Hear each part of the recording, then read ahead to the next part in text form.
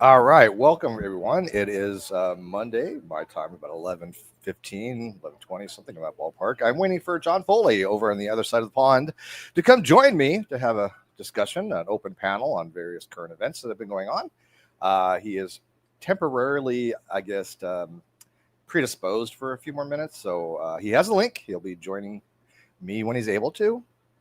But in the meantime, because I only have a limited amount of window to stream here. And by the way, I am coughing a little bit. I'm going to try not to cough in my mic. I do apologize. I ate some food and I kind of aspirated on a little bit. It happens.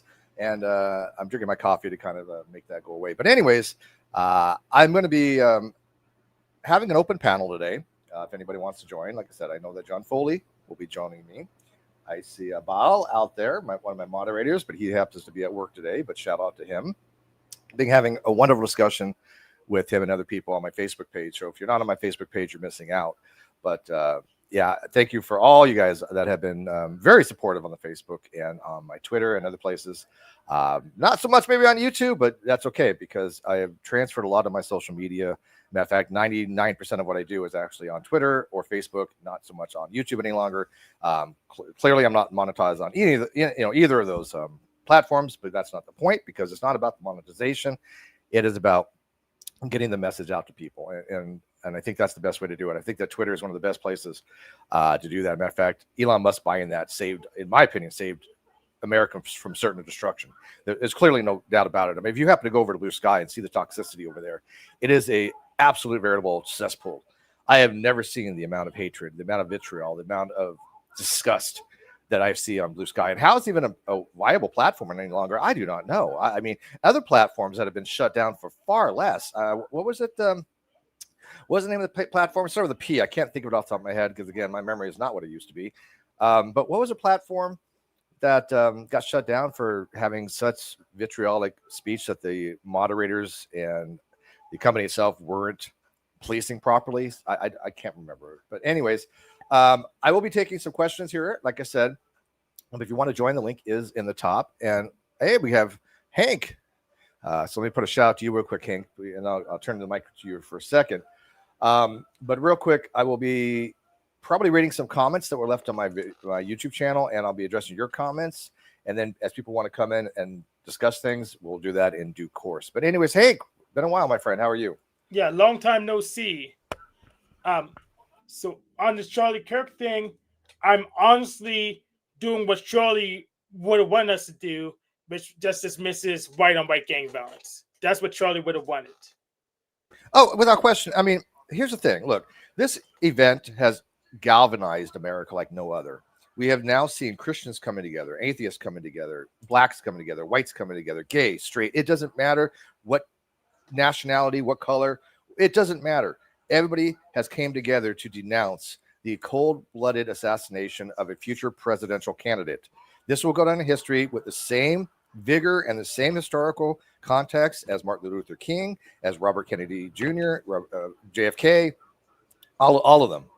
They're all going to be known as political targets because somebody wanted to silence them. And I agree with you that Charlie would want people to do that, to do exactly what you're saying. And even though that he was a hardcore Christian, and I wouldn't agree with him on his religious beliefs, when it came to principles and ethics and things of that nature, I think we were aligned very, very close with each other. Matter of fact, just recently, a Christian that I once blocked a long time ago, I unblocked him, and we have kind of, had some conciliance since then.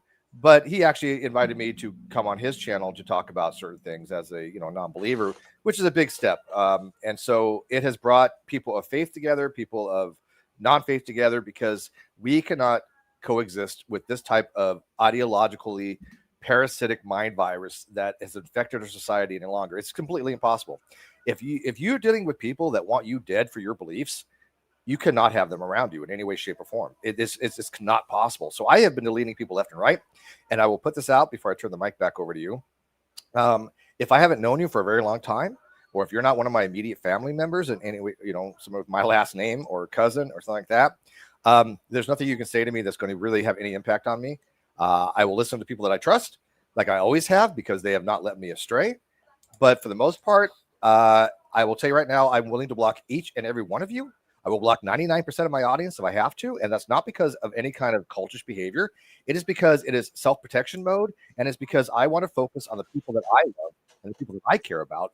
And unfortunately, if you haven't demonstrated that you're worthy of my respect, of my adoration, my love, then I'm not going to be able to have a conversation with them any longer. I cannot do it. And for the people that will not put even out their real names that are coming on my social media on these fake, accounts, these burner accounts or whatever they are, I wouldn't waste any time on them because why? I'm not going to change their minds because if you start off with the position that you think that Charlie Kirk was Hitler, where do you go from there? There's nowhere to go. So there's one place to go, and they probably wouldn't like it. You could become a Hitler apologist after that, which many of those people, horseshoe theory, I think it's not going to be too hard to get them. There's a lot. I think there's a lot to be said for horseshoe theory because the radicalization of the left and the radicalization of the right have similar modus operandi. In fact, before I turn it over to John, because this is something that I want John to speak upon because he's the one that wanted to really stream, and I will give him my apology. I forgot to give him the link yesterday. That was on my fault. It was not intentional. I didn't go, hey, screw him. I don't want to talk to him. It was 100% my fault, and I will take responsibility for that. So I made it up for him today by telling him that I was going to stream this morning. Hey Steve, let's have a chat. And he does now monologuing while I'm sat there raging like, where's the link? You know what? I totally even forgot what I was going with that. You know what? It doesn't even matter. I'll come back to it. But anyways, JJ, hey, thank you for dropping by. I am well. Everybody's well. I didn't know that you were MAGA, JJ. I didn't know if that's something new. But you know what? If you're out there and you are MAGA, don't be afraid to put yourself out there because they want us dead. Destiny just today had said that he wants the right to be in fear. That they know when they go anywhere, they could be murdered. This is Destiny, who has been on my show before, on the Non Sequitur show, that I have debated before, that I was asked to debate not only a few weeks ago in LA, or be one of the debaters when he was doing a Jubilees type style debate, which, I was asked to do by James from Modern Day Debate. Shout out to his channel.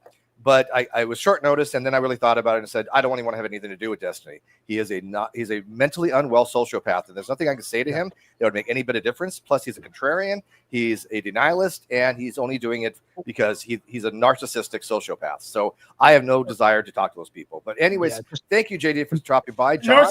Narcissistic sociopaths and people who see blocks, you still work on my channel. Yeah. By the way, by all means, look, if you want to deal with them, I am not going to ever tell somebody who they can and cannot talk to, right? You do you, boo. But, I will. I was working on microtrope, but now microtrope doesn't really work in this universe, so I'm testing bureaucracy constructs on them. So I need more test subjects each and every day.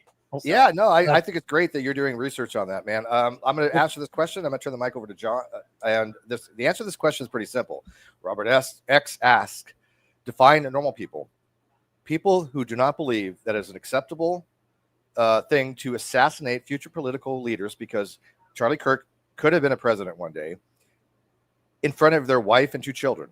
No matter what side of the aisle you believe in, no matter whatever your spiritual belief is, no matter what your ideological framework or worldview is, if you believe that is acceptable, if you glorify it, if you mock it, you are not a normal person. That's how I define it. And yes, these are descriptive, but that is how I use the word. That is how I'm going to use the word. And that you're not going to tell me how to police my vocabulary on my thoughts and my views. So real quick, I'm sorry, John. Real quick, PJ says, I've been MAGA since Trump came down that escalator. I didn't know that. Some hate me for it, and I truly don't give a fuck. I will speak loud and proud, and thank you for that, JJ. But anyways, John, you have some things to say, so I'm going to turn the mic over to you because I don't want to sit there and cough on the mic right now. So no, it's your channel, man. I'm thankful to be here. I think with regards to what is determined as normal and or abnormal, obviously we're categorizing, but we're not. The categories aren't absolute. There's not.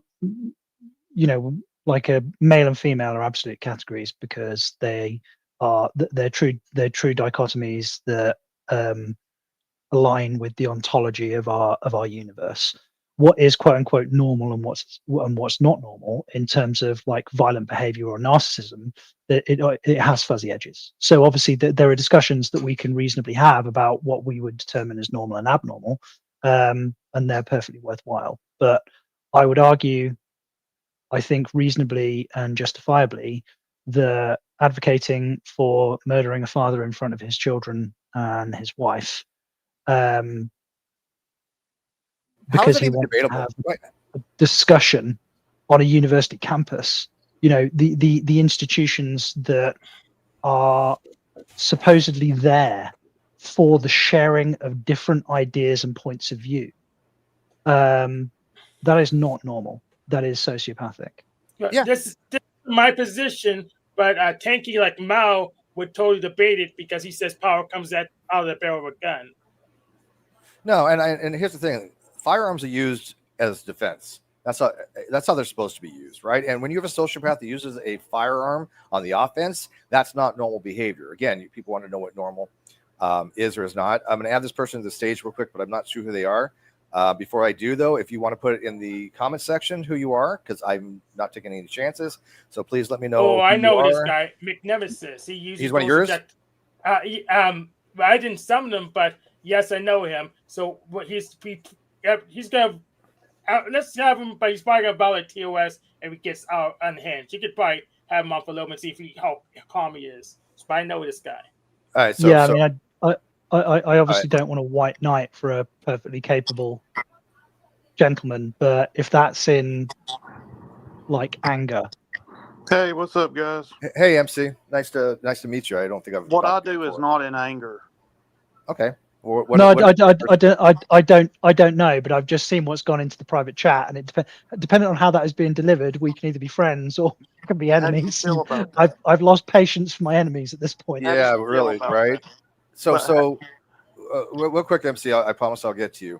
Have we settled what it is to be a normal person? Because again, I don't think there should be any discussion or debate on what is normal, what's abnormal. If you can't figure that out, then you might be the sociopath. If you have to ask what is normal, you may not be normal. I mean, I am a sociopath. I have IED. You have what? It's called IED, intermittent explosive disorder. I'm on gabapentin. Yeah, I don't think we want to really deal with that kind of disorder. No offense. I just not interested in that. Oh, I don't give a fuck. Kill your. Yeah. Well, you're welcome my channel, McNemesis. Yeah, see? You're welcome my channel. Yeah, there you go. There you go. Go over to Hank. Hank, you love this stuff, man. I don't get it. I really don't, but you do you, boo. But this is what we're dealing with. These are not normal fucking people, right? No, that come on, that was complete and total bullshit.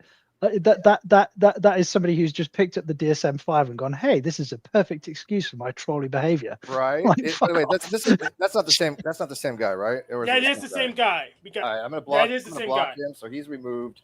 He's gone. Bye bye. All right. Jesus. So, anyways, John, you had some stuff that you wanted to really kind of 2 minutes in. into, you want to get into that from yesterday that I forgot to give you the cut? I think no, it's fine. Honestly, Steve, don't worry about it. It's fine. I think the thing that I wanted to discuss was in part what you'd sort of touched on briefly with Charlie Kirk, where if we escalate to the point of accusing people of being Nazis or fascists or whatever, this is a tacit acknowledgement that violence is justified in, like, nobody would.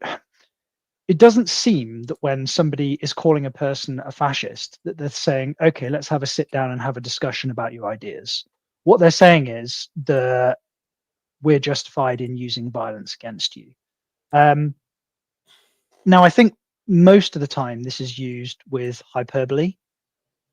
I don't think they actually think that people are fascists or they actually think that Charlie Kirk was a Nazi. It's a tool that's used to silence them. The problem that I have with this is I was at a party with some friends a few weeks ago, well in advance of what happened with Charlie Kirk, but after all of like the lunatics calling like Trump a fascist, for example. Now, Trump is, I believe, a narcissist, and he is governed in large part by self-interest, but I also believe in large part by being a patriot. And I think, And by the way, let me real quick. Let me just say on record that I disagree with him on that. I do not think Trump is a narcissist. I think has an ego like most people. I think he's prideful and boastful of what his accomplishments. But in psychopathy terms, I once thought that maybe it was narcissistic tendencies. But after I've learned what true narcissism really is, I can categorically say that my belief is absolutely that he's not a narcissist. So we could talk that. Yeah, well, we can, and I will. Sorry, my contact lens just flipped. I didn't mean to make you cry, John. Don't hurt my feelings, Steve. Oh my God, I hurt his feelings. Damn. My fifis, damn it. Your feet are hurt. No. Look, it might just be that he's got a particularly fragile ego, and that there's some technical distinction between being a narcissist and having a fragile. Fine. There's no need for us to go. I don't think he has a fragile ego. I think he doesn't give a shit. I mean, I've listened to him quite a bit, and he's like me. I understand the way he thinks. He doesn't give a flying fuck what people think. He's going to do what needs to get done, and be damned what people that don't know what the hell they're talking about or what he doesn't respect thinks. I get that. I really do. I think he mostly mirrors the. I think he's mostly like an empathetic mirror. I think for the most part, he reflects the attitude that he gets. If you ask him a moronic question, then he'll treat you like a moron. If you assume that he's like not acting in good faith, then he'll assume that you're not acting in good faith. I think you might be right on that. I mean, he gives what he gets. And that, don't I? And that, I what I get. Yeah, I mean that's mostly how I am. But I also think that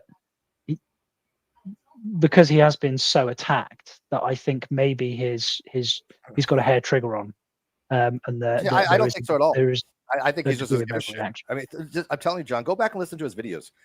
You can tell he just doesn't care. Matter of fact, when the moment people realize that was really how he thinks is when he said, when it came to Israel and Iran and all that other shit, and Russia, and he basically said without point blank, they don't know what they're fucking doing. That was one of the most heartfelt moments that I realized that, and I already kind of knew before, but he really does feel that way, and I agree with him. They didn't know what the fuck they were doing. It was just just total exasperation. Yeah. He's like, I'm trying to stop you from killing one another, and all you guys want to do is continue killing one another. Just fucking give it a rest.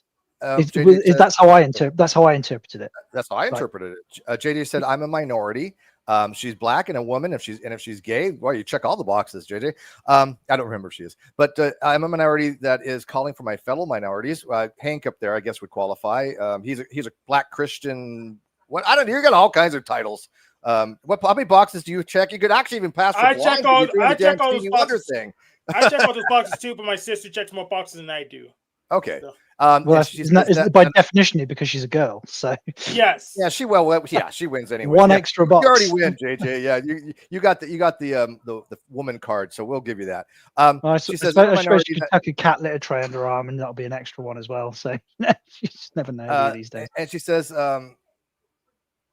that I'm a minority that is calling for my fellow minorities that are against what's been going on, and there's many of us to speak out. Enough is enough. Oh, I have seen that left and right. Again, this has galvanized everybody. It doesn't matter if somebody's black or white. Matter of fact, I have seen more black people speak out about this atrocity, this watershed moment in history, that than I have, a lot of other people on TikTok, because I see TikTok videos, but it's a lot of the black community that has said, hey, look, we have been let down by the Democrats. We have been told that it's the white man that has been suppressing us, when they all know that is not the truth. It has been the fact that they've had the Democrats use them as pawns for their politicalization to try to get voted in office. And I think most Democrats are white, so it's technically correct still. Well, that's true. But again, that's just by the numbers. But I think that a lot of the black voters have realized, hey, they're not doing anything for us anymore. We need change. And that doesn't necessarily have to go right or become a Republican. You can become an independent or libertarian or green or whatever, because, I'll tell you right now, I think the Republican Party has a lot to blame as well. And I'm going to get probably shit on that from my own communities. But I became non-affiliated. So they were feckless. They should never let this happen. I They used to, never did anything to stop it. I'm sorry. I used to be a Don't, Trumper. don't even get me started on the traditionally left and the traditional right-wing parties Right? in the UK. Yeah. Right? We call them in the UK. I don't know if it's the same in the US. It might be. It might not be. But in the UK, we call them the Uniparty. You know, Yeah, Yeah. that's what we have. what Labour eats for eats for breakfast, the Conservatives shit out at dinner. It's ridiculous. So, Yeah. speaking about speaking out, would you mind if I publicly shame McNemesis with a screenshot of the private chat? You do what you want. Yeah, go for it. Thank you very much. I don't even know what you know what? I don't even know what he said in the private chat. I'm not even going to look, but I trust your judgment. Go for it. Thank you very much. You're welcome. But thank you for asking. That was actually the respectful thing to do, and I appreciate it because I don't like private chats being shown. But when somebody like that crosses the line, we're going to name and shame, and I'm going to get into that more because that's just how we are going to fight against this, and I'm going to get into details on that. I am actually literally naming and shaming and reporting people that I think have crossed lines, and I will do whatever it takes to protect society from these people that actually believe that we should be going out assassinating people. We cannot have that around in our society. By the way, she's Puerto Rican. I love Puerto Ricans. I do. Puerto Ricans are freaking amazing. And she says, nope, Republicans haven't had the stones to stop this BS. No, dude. I see you getting the gander up. No, I know, JJ. Don't get all creepy.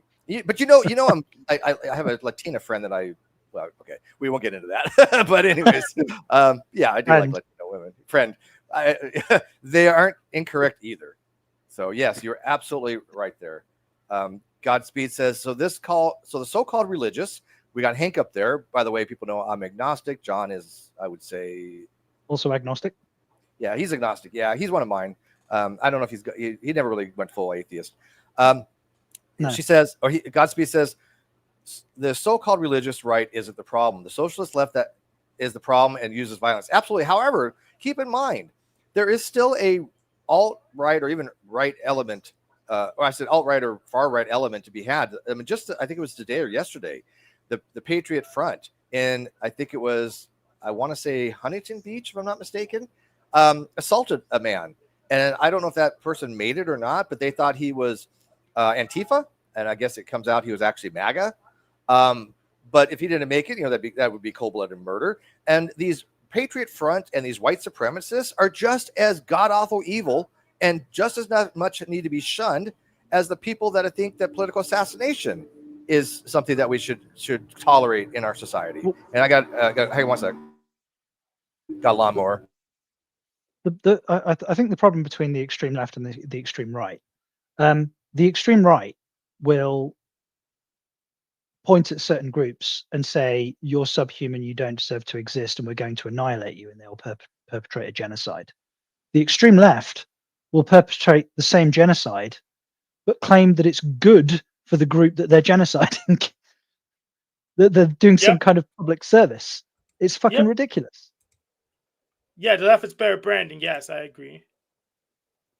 Like, how is it that in the United Kingdom, I can watch like the momentum part of the Labour Party get up onto a podium, and every single one of them got like hammer and sickle on their chest, Che Guevara t-shirts.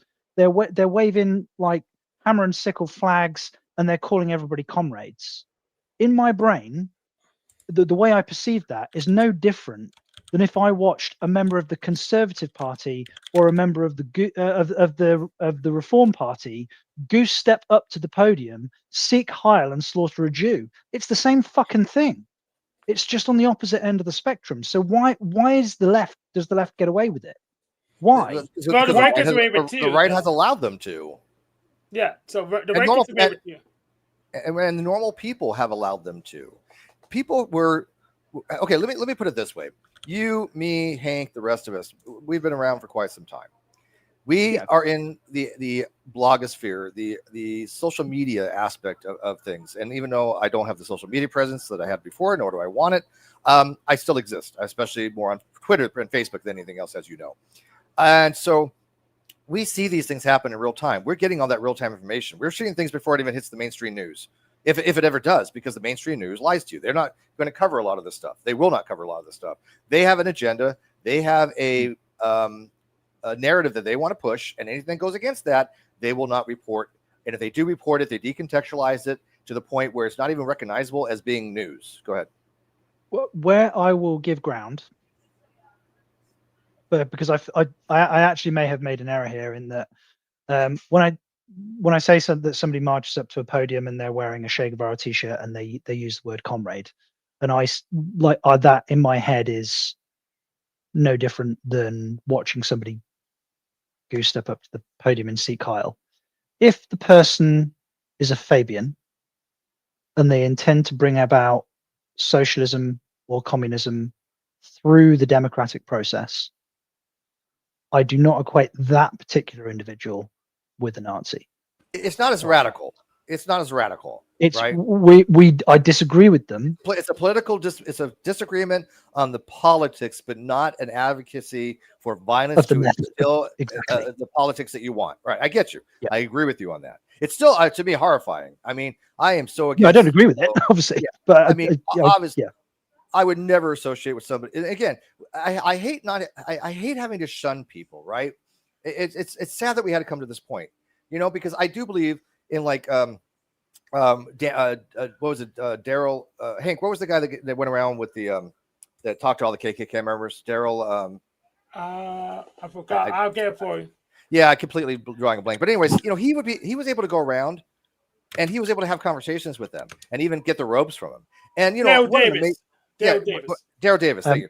And what an amazing thing that is, right? I mean, the ability to do that and channel that hate that he must have had, because we all have that hate and that vengeance into something productive. That's a skill set. That's an absolute skill set, right? But I can no longer even have that skill set to deal with certain people. And I sure the hell would not want a single solitary white supremacist or Nazi around me. I don't want him in my chat. I don't want him in my social media. I don't want him in my country. I don't want him on the planet. If they want to go live somewhere on a different planet, fine, whatever. But I don't want him. I don't want him in my reality. But it is what it is, right? Don't you think that like when somebody on the left is talking to one of us, they will use our associations to condemn us and condemn us. So, for example, let's say for argument's sake that Hank and I were best friends. I mean, I don't generally like black people. Their food sucks, but I'm just fucking with them. Or Christians, or people with their sunglasses. Somebody's going to clip that. It's the fedora that he's triggered by. Oh no, I'd take his hat.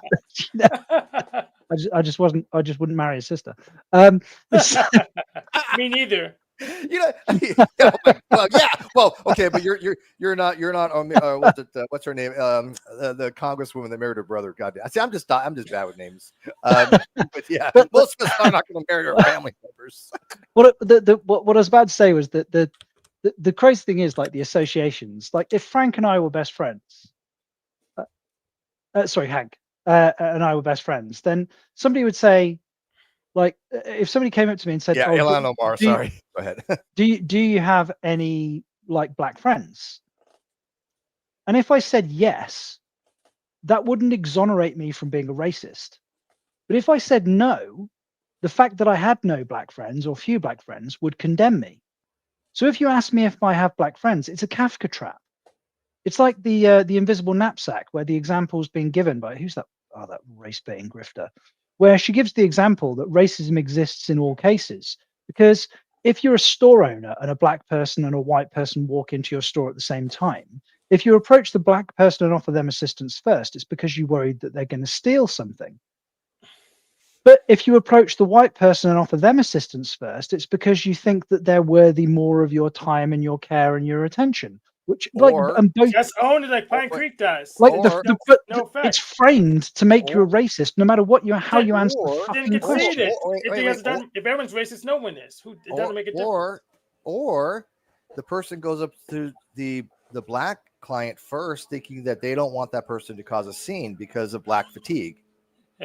Yeah. I mean, so you're absolutely right on that. I mean, but unfortunately, it is a catch-22. It's a no-win situation, and the left knows how to weaponize that part of society that can be weaponized in that regard. And they've been using those racial weaponizations in order to divide people. But yeah, Like, just when someone asks you if you're racist, just say yes, and then the work's all on them to prove what that even means. Well, yeah, because you can say you hate all people equally, right? I get it. Yeah. But like example, if let's say you had a friend, that for some reason he or she tended to, and by the way, I like the way you said that they are ontological categories. There are no different. There's no other categories other than male of the species and female of the species for the human species. There are none. It's not. I don't care what your science you think it says. I don't think whatever you read, whatever you believe. I don't care. It's irrelevant. You're not going to change ontological reality. And I apologize. I got the guy mowing the lawn out here. But where was I going with that? Man, I totally forgot where I was going with that. I think you were going to make a distinction between the ontological characters between sex and like some categories are ontological and some categories are much more subjective. Yeah, well, and there's different logical dichotomies, right? I mean, the male and female is not a logical dichotomy; it is a ontological dichotomy. And the distinction. It better be. Otherwise, you're not using. Oh, I know I was going to go with it. Yeah, right. I know I was going to go with it. So let's say you did have a friend if there wasn't if sex in bimodal species wasn't an ontological category, we wouldn't be a bimodal species. Correct. And would have evolved entirely differently. We wouldn't be the species that we are. Yeah, the reason that it has an ontological status to it is because it is what it is. It's literally the law of identity acting itself out in real time in our universe, in reality. Yeah, there's nothing that we can do to change that reality. It is what it's an objective fact. But what I was going with this is, let's say you had a friend, and that friend for some reason started going down a dark path. Let's say they started associating with some of these white supremacist groups. Let's say that they all of a sudden you started noticing how that they tried to start denying the Holocaust or justifying it or praising Hitler in some way, right? But you cared about this person. They're your friend. Let's say it's even a family member, and you want to get through with them. And so somebody says, "Hey, John, I hear you have a white supremacist as a friend." That's a question. I mean, that is a gotcha question right there, right? Because they're not looking for you to say, yes, I have a friend who has unfortunately been exposed to this parasitic mind virus of white supremacy, and I'm hoping to bring them back to normality. But you're still friends with them. Yes, because I care about that person, I want to bring them back. One sec. The left doesn't care about that, though. That is how they weaponize these things. They don't care about nuance. They don't care about context. What they care about is gotcha, and to say, oh, look, John has a white supremacist friend, and that's all. And let's stop right there. And that's what, by the way, real quick, before I turn it over, that is exactly 100% what CNN, MSNBC, the Washington Post, and other news organizations have been doing in their headlines and in their commentary and in their social medias and in their editorials. They are doing that exact same thing. Every single solitary one of them has been decontextualizing things in order to propagandize people, and they're not giving you the truth. And I'm going to reiterate that till I'm blue in the face, because that's the God honest truth. I will stake my life on that. This is not hyperbole. This is not just mere sheer belief. This is knowledge that I'm claiming. And if you don't believe it, I don't know what else to tell you at this point, because the evidence is so beyond overwhelming. I cannot even begin to describe to you. It just means that you have not looked into anything if you don't believe it. That's the only thing it means. Go ahead. What you're saying here, Steve, is for example, so if I were to, for example, befriend a KKK member, and I was to try and convince him to not be a KKK member, the fact that I'm a friend of his, but we do have a fundamental disagreement, would be enough to condemn me. Yeah. And the reason that it would be enough to condemn me is because of the color of my skin. However, I don't know, if you were, for example, a world-class black jazz musician who went around befriending KKK members and has like a massive collection of KKK cloaks in his cupboard for KKK members that he's convinced to no longer be part. Then you'll be just as bad as a race trader. Oh, by the way, Hank, he's an Uncle Tom, isn't he? He's a house N-word and stuff like that. Well, speaking of that, I just saw, Hank, what the guy wrote in the private chat. Yeah. By the way, by all means, share that. Just name and expose these people. Absolutely. Yes. But yeah, so if you get that accusation, you're friends with a we're racist. You just say, you just act confused and say, you gotta be more specific than that. Then make them do the work. Well, yeah, but they'll just say, "Oh, you hate black people, you hate Latinos, I mean, they'll just some of them. Well, but then you ask, okay, this is the difference between talking to a normal person who may have a misconception about you, as opposed to somebody who has a fundamentally ideologically diametrically opposing position that they were not reasoned into properly. If somebody says, "Hey, Steve, man, that what are you racist or something?" I'd be like, "Well, what made you think that? What was it that happened that you observed to make you think that?"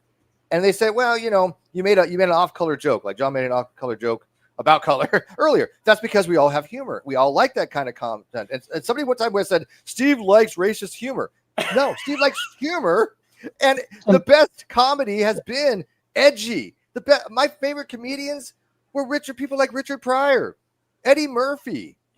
I mean, oh my God, we grew up with that shit. They were fucking brilliant. I like things that are funny. And like if the subject matter is race and it's funny and it's not delivered in animosity, then I'm going to laugh at it. And Hank, I mean, I looked. Hank and I have interacted a few times over the years. Where you may remember, may not. Yeah, I we've do been remember. in panels and stuff before. Yeah, and Hank is a good-natured person who understands that I bear him no ill will, no animosity. And he took it in the nature in which it was delivered. Yep. And no harm was done. You should get it we started. Had a lot So I'm neoliberal. I identify as neoliberal. I'm just far left enough to know the techniques to just stop those attacks dead cold. So you said, are you racist? You said, well, everyone's racist. Prove me wrong. And then they had to concede that because that's what their academic literature says. Well, I think but that's actually the left ideology, right? That everybody has some kind of intrinsic racism, right? It's built in. It's built in. Yeah. But only one way. Yeah, of course. Everybody's racist, but only in one direction. Well, not exactly, because there is literature that will say that racism goes in both directions, even though most of it says it's power plus privilege narrative. So actually, somewhere where I would like, the argument where they say that racism is power plus privilege. Yeah, I'm not sure I quite buy into that 100% anymore. I think there's some reasonings for it, but I'm not fully convinced. Could, as long as the power is situational. So what they'll tell you is that racism is power plus privilege, but a black person can't be racist towards a white person. So if a white person, like a Scottish person, for example, was applying for a job in Nigeria or Ghana or something, and the board that was interviewing them owns the company, runs the company, and is completely black, then what they would tell you is that there is no scope for racism towards the white person in that circumstance, despite the fact because there's no power. Because you can't be racist towards white people. Yeah, but that breaks their dynamic, the rule of power plus privilege. Right. Because if they have the power, they have the privilege, but they say, "Hey, look, we're not going to hire you because of your skin color." Yeah, based on their own principles and their presuppositions and their own logic, the only person who can be racist in that situation is the board of Ghanaians or whatever, which are the ones being racist in that instance. So they don't necessarily have to be being racist, but there is the only opportunity for racism comes from the people with the power and with the privilege. Yeah. But they will tell you that's not possible because of the skin color, which is in and of itself fucking racist. Yes, so their definitions is dialectical, therefore it's context dependent. So as what a leftist would do is they would have to concede that the board of directors has to be racist, but they'll change the context to say, well, in the global, if we look from a global context, there's white people have more money than black people, so they can't be racist. Even though in the local where it counts, they're definitely racist by that definition. Yeah, well, I would tell you, and I think I'm justified in saying so, that racism doesn't give a shit about power, race or privilege, but prejudice does. So prejudice is enacting upon, you're prejudging a person based on, and you're acting upon a characteristic that they can't control. And on this point of view, we're talking about like race. So, for example, if I was being mugged stabbed to death and murdered. And as I'm bleeding out on the fucking floor, the last thought I had as I slipped from this world and went to my long good night, I went, fuck, I wish a white person had killed me instead of this N-word. I have no power at all in this situation. It's still pretty That's a racist. racist thought, right? It's racist, right? Like zero power. I'm Right, zero literally power. being murdered. Yeah. And I like, Right, Jesus, that's a I good wish I was example. murdered by. Yes. I wish I'd been I'm murdered actually- by a superior race. I'm gonna have to borrow that. I kind of like Well, that. But you know, it's so funny. I'd be more prejudiced against you and your accent than like Hank and his skin color, because god damn, what's going on in your country is almost as bad as what's going on in ours, man. That's why me and Mr. Mustache self-deleted, for he can Oh, that guarantee guy, yeah. that only someone as superior as him would take him out. That's why. So I assume that he missed was a much white. Wait, was that guy? So what is he? A white supremacist dude, or what is he? That's is he calling you? He was a German dictator. Lost World War II. No. The guy that I just kicked out of here. What's his Oh. with you? Oh, we just run into each other. He's a panel hopper, but he always gets kicked out because he can't behave himself. Well, that's And why would you ever let him in the first place? Oh, just for the educators, we're updating our antivirus definition. Okay. So we had to show I use what's for garbage. idiots. Yeah. So we had to show the poop so we could tell everyone else not to eat the poop. No, I get that. Matter of fact, people have I purged my Facebook. I probably deleted 20, 30 people, right? And many of them have been around for quite some time. I deleted a guy that I know for 30 years. I blocked him. Couldn't deal anymore. 30 years. Let me finish. Sorry. But real quick, I have, and the reasons go beyond just politics. Obviously, you know, there's other personal reasons why I blocked this person. But the people that I have kept around that do espouse some of these more radical views, they're pretty much useful idiots to me at this point, like they are to you, right? I have to keep some of them around to be able to expose what we're up against. And I can't, again, people like, you have an echo chamber. Okay. If that's what you want to call it, I don't even give a flying fucking anymore. If you want to call a group of people that are normal an echo chamber, go with fucking God. I couldn't care less, because there's nothing cultish about that. What you're talking about are normal fucking people from different walks of life that believe similar things about society, especially that we shouldn't condone the execution of political pundits and you know, of anybody really, right? If that's what you consider to be cultish, then you're not part of normal society. We don't want you into normal society. Go ahead. Don't jump the shark. Just say you're starting to code of normal people.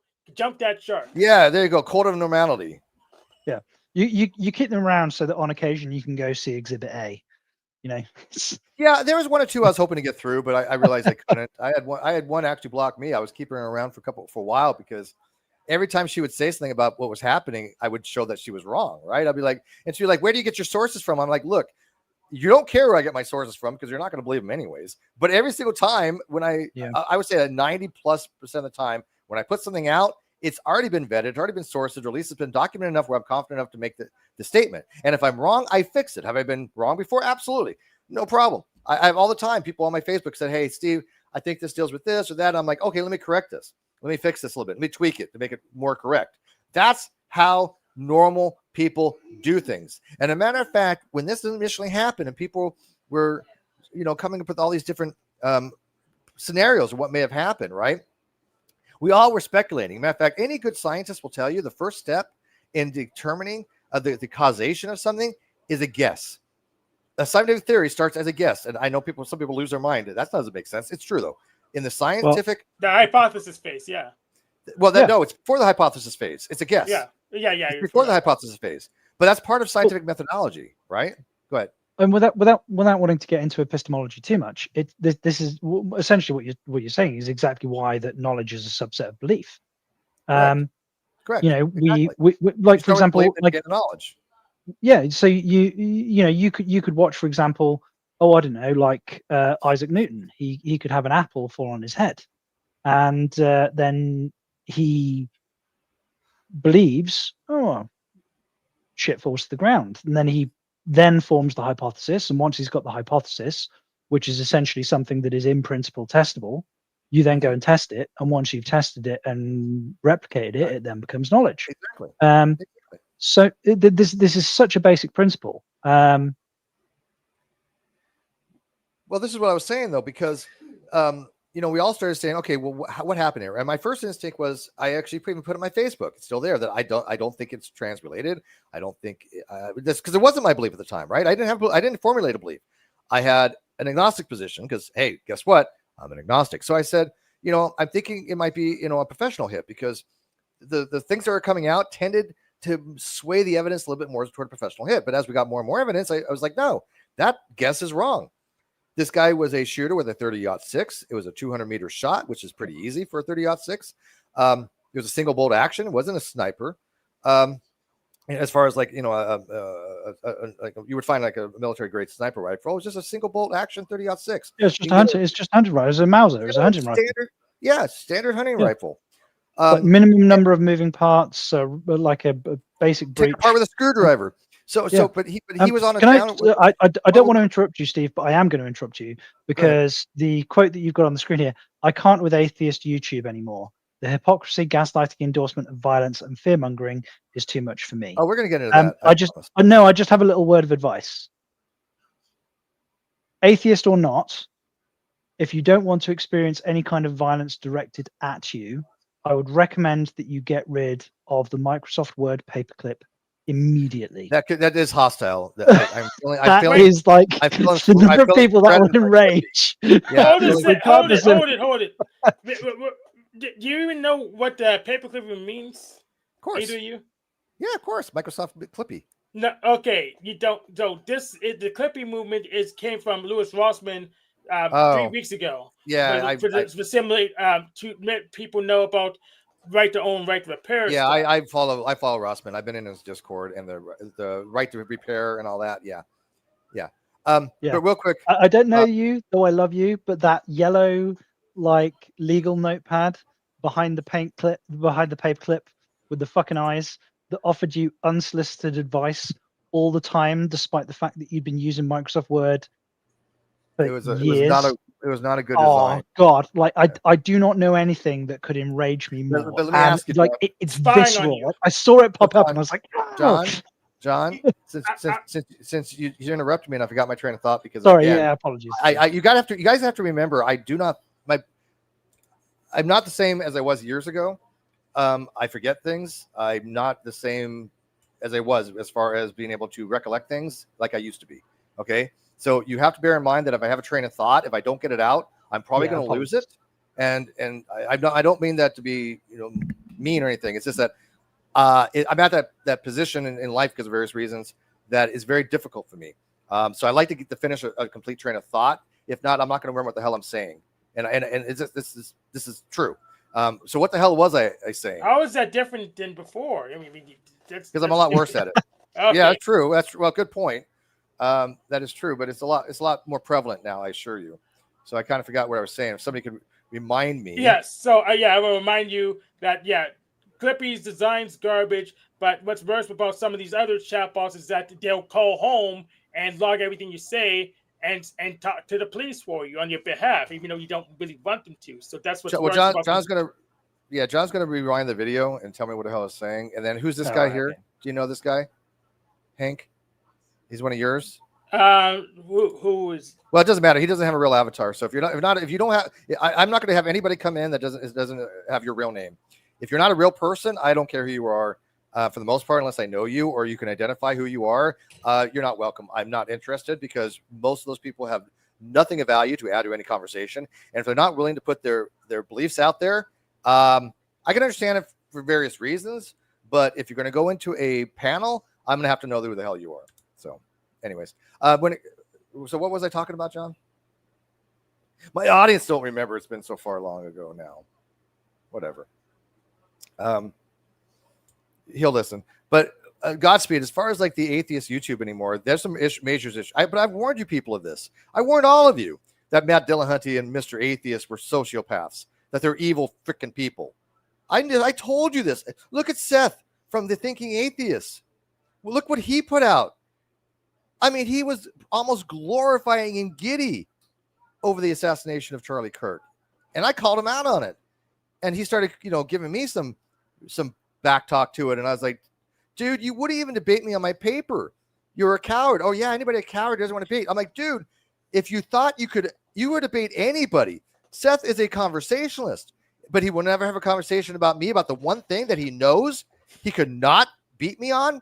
I am sorry. I have one niche in this goddamn social media platform, and that is when it comes to semantic context of atheism and agnosticism. That's my niche. Hank, is there anybody, I'm going to just say it, is there anybody better than me on that particular topic? I don't think there is. No. I mean, that's the one thing I got going for me. And pretty much, I use your stuff to debate atheists, and the atheists go to us and don't even want to talk to me anymore because I use your stuff and you have no counter to it yet, even though it's been out for like 2 or 3 years now.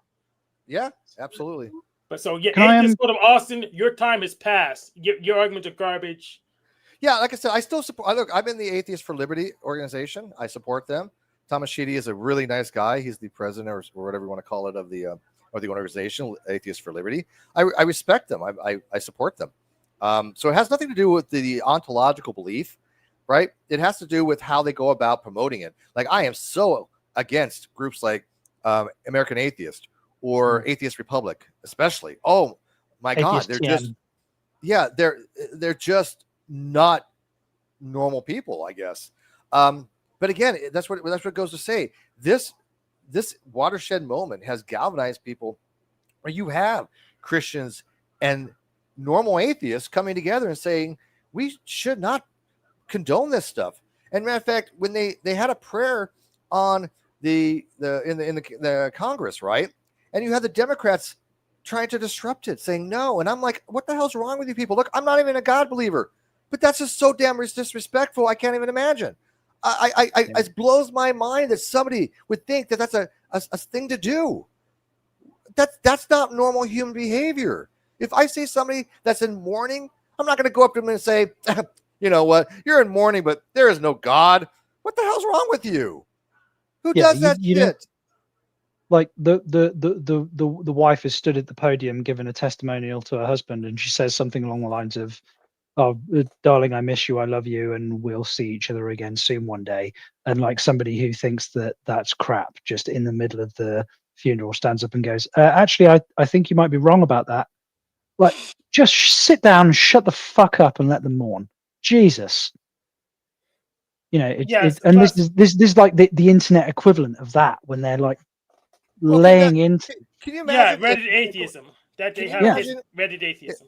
Can you imagine if Seth or Matt Dillahunty went up to Erica Kirk when she was grieving and said, "By the way, your God doesn't exist"? I mean, did you see the look in her eye? That I have never seen the look of sheer hatred. It's not even hatred because she's a Christian. It's not hatred, vengeance, disgust. I mean, and here's the difference between what I've noticed between the people on the conservative side versus the left side. Do you remember, I think it was in New York, where a woman's boyfriend or husband was getting brutally murdered, basically, by a black guy as walking down the street. And instead of her trying to stop it, she broke out her cell phone just to stand there and record it, and then tried to prevent the investigation of it because she didn't want to come across as being against the black community, right? I mean, it made no sense whatsoever. But then look at Charlie Kirk's wife's face. Every single normal person who looked at her expression, who didn't realize the sheer amount of this, I don't even know the word to describe it. It's the concentrated feeling of every single person on the planet, because what they have done is they have created now millions of people that weren't activated before, people that didn't even follow politics. They're now exposed to these subjects, and they are getting motivated, and they are getting online, and they're getting on TikTok, and they're getting on social media, and they're saying, we are no longer going to accept this. And just today, Stephen Miller has said that, the last thing that Charlie Kirk has said to him basically was that, this assassination culture from the left is getting out of hand, and that they need to, take actions. And Stephen Miller said today that the government, and Trump has said the same thing, that they are going to do every lever. They're going to move heaven on earth, basically. They're going to do everything possible within legal means, because that's what the right does, is working within the system to make sure that these people, and every single one of them that was involved with it, from top down, we're talking from Congress down, If anybody even spent a dime to fund this, they will find them and they will hold them equally accountable. And I think that's what we have to do. There's a money trail there. This is not an isolated thing. There's a money trail to be had there. So I have to be honest. Like, I'm not necessarily convinced about that. I'm definitely I'm on record as this wasn't a quote unquote professional hit. Technically speaking, with regards to the shooting, and I hate talking about it in this way. I hate. Real quick, I'm going to interrupt you. Because this is what I was talking about before when you interrupted me. So I want to get it out. I now remember what I was talking about. So real quick, the guy was on a downward slope. If you look at the angle, and that's what caused he didn't compensate for that, and that's why I think he was going for a headshot for maximum impact, and it dropped down a few inches and ended up more down toward his neck and ricocheting off his Kevlar. It'd have been the other way around. If you're aiming down the round end, the POI ends up higher. Well, but he's on a slope. He's on a downward slope, so the bullet trajectory is going to be lower. He didn't compensate for that. No, it's going to be higher.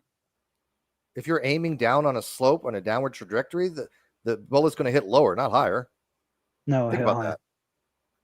that. So if I'm at a 45-degree angle slope and I'm prone, you got to remember he was in the prone position. Yeah. And I shoot on a 45-degree angle on a prone position, it's going to go lower, not higher. No, it will go higher. He was aiming for his chest and it ended up in the neck. And also, the distance, but like regardless of who's right here, and I mean, don't. Yeah, no, I get that, but I think I'm right on the physics on this because I shoot on a regular basis and I have to account for this on a regular basis. Okay. But even if I'm wrong, which I don't think I am, the adjust that we're talking about here, 200 yards with a 30-06, traveling 3,000 feet per second. The difference on an angle of about somewhere between 14 and 16 it's degrees. Going to be minimal. It's going to be minimal. Is an inch and a half. Yeah, it's going to be minimal. If you're aiming for his chest, it's not ending up in his neck. Right. If you're a professional shooter. Well, like, what I was saying MOA at this distance is the size of a dime. It's nothing. Let's say you're at a 90 degrees incline, and so you're pointing the muzzle down, and you're prone. You're flat against the ground, and you're pointing the muzzle down, and you don't compensate that for the drop. The bullet's going to go. I kind of see what you're saying. You're not accounting. Yeah. Like physics wise, okay, you're right. I kind of see what you're saying. You're not accounting for how a scope is zeroed. So a scope already compensates for the drop on a bullet. So the line of sight is not the same as path of travel here. Because when you look at the scope thing and you look at the drop on it on like for like a dope book, I have sniper games, so now I know what you're talking about. We're in accordance there. Because I was just thinking, no, you're just pointing the Lord, but you're talking about the scope. It's not a laser. It's the optic. It's not a laser. What he's aiming at. Yeah. Okay. See, by the way, that's how you resolve things. Bern Anowitz, would you like to come in? You can come in. No. Go ahead. So look, if I could tell when somebody is trying to be really civil and in earnest. So if you want to come in, I'm going to let you in. So just come on in, okay? Yeah, I vouched for them. I was on a panel with them earlier today. They were cool. They're always cool on panels. Why didn't you say earlier? Hello. Hi, Bear. Because you didn't ask clearly enough for me to confirm their identity. I'm sorry. Because I don't have mob power, so I can't see them unless they speak chat. slowly enough for you. No, unless they chat in the backstage, I don't know they exist other than the counter. So I didn't see what you see. Okay. And I run my own we can't see who's backstage unless they say hello. Yeah, really? I cannot visible to me in backstage when I don't have How is that possible? I thought you could always see who's backstage because people have said, hey, somebody's waiting backstage. You can't see it? Yeah, because they say I think it might have been because I joined before. It's just auto. Oh, interesting. No. Here's the thing. I can see that the count of people there, but I can't see who's in that backstage queue because I don't have access to that queue as a non-moderator. All right, well that's fine. I trust your judgment, Hank. So that's fine. Well, except for the first guy that you let me put in, but whatever. I said it was gonna be bad, but you did. So Bear, what do you got for us? And hi, welcome AT2. How are you? Let me read AT2's productions real quick. He says, Experience has taught me not to trust anything concerning events like this. The only thing I've trusted is my gut read that he was gone before hitting the ground. I happen to agree with you on that. And I think we need to be able to trust things, but also, as Reagan would say, trust but verify, right? Especially the initial things, because again, we were all hypothetically coming up with ideas of who it was, what it was, and then as soon as more information came in, we refined that, and now we know exactly. I was going to say, do you know where Reagan got that motto from? Trust but verify. From the Cold War, for Russia. Yeah, he did, yeah. Yeah, which he is correct about, by the way. He trusts but verify. So, what do you got for us, Bear? What is your thoughts and feelings on this? So, even though I'm from the UK, I've been very glued to all the news surrounding Charlie Kirk. You wanted John's, okay, whatever. Yeah, sorry, I know. Was it I not don't live in the land of immediately the free. evident from his accent? Like, Yeah, Jesus no, I Christ. got that. Like, he dropped it here under a Union flag, like drinking tea and like setting off fireworks. Yeah, my teeth are just Just like falling you. out as I speak. Yeah. Oh. Sorry, go on, But- Bear. I didn't mean to interrupt. No, it's okay. But yeah, I've been very glued to the Charlie Kirk case, and for me, it's the big takeaway for me is the implications and the aftermath of what's going to happen now, of all of it. I don't think what people are celebrating or what people are cheering on, they don't know what they've unleashed. They don't. And Exactly. it's so funny because I had mentioned earlier before you got here is that they have awakened people that had no idea about politics and no idea what was going on, and they've woken up the entire world. And moreover than that, they've again, I'm going to repeat it again. They've galvanized the people that do know what's going on, because there's no turning back from this. They have unleashed holy hell on the left like no other they've ever seen. Yeah, they assassinated the most moderate voice on the right, and now what do you have left? What do you have left? If look at Charlie Kirk was considered by most to be a little bit more moderate. I mean, he was a moderate right, if anything, right? Yeah. If he was the most kind and moderate of them, who do you think they just made more radical? Like literally everybody else on the planet, because everybody, even if you haven't changed your positions, the Overton window has shifted to the point where it's fractured, and everybody is now moved to the right. Everybody, normal person, has moved to the right, whether they know it or not, because the left has gone off the edge. One of the best comments I saw was somebody said, "Look, he was a moderate conservative. They've just shot. They've just shot the negotiator. Who do you think takes his place? It's the SWAT. Yeah, Me. Exactly. Me. They shot the negotiator. That's again. I'm gonna take that. They shot the peacemaker. Now comes the force. Yeah, and can I ask Bear? I would like to ask you a question, because I want to just of course, mate. check myself here. So I think, like, Charlie Kirk being murdered, whilst I had a degree of sympathy with a lot of his positions, but did like disagree with a lot of them as an agnostic. Like, for example, I shared a lot of positions that he had because I'm a product of a Judeo-Christian society, and he himself was a Christian that was much more closely aligned and much closer to those values, the religious values, than I am. Because frankly, I can't make myself believe. I am. Yeah, no, I that's am, fine. But I think the reason that his murder affected me and a lot of us so deeply is because we in the UK are in the position where we feel so completely abandoned by our political class. We've voted them into power repeatedly with a mandate, with a set of instructions, a set of promises that they've made that they've completely failed to honor and upheld. And Charlie Kirk came across the ocean and landed on the most eminent domain chamber, if not in the world, then at least in this country. And he advocated for us. He argued for us. He argued for the principles that made us great and are responsible for exporting the Enlightenment values around the world. And he personified all of the values that we, in principle at least, think made us or make us great. Yeah, And what they Great fucking Britain wants killed used to him. once thing exemplify. let me kind of refine this real quick if I can, because when I say that Charlie was a moderate, I mean he was a moderate as far as being on the right.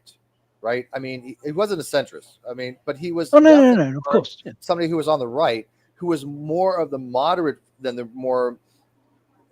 They're definitely not. I'm not talking about the radical. Yeah, he was a moderate in the sense of like, I support gay rights, but right. I guarantee it. There's more. I mean, Matt Walsh is far more right than Charlie Kirk ever was.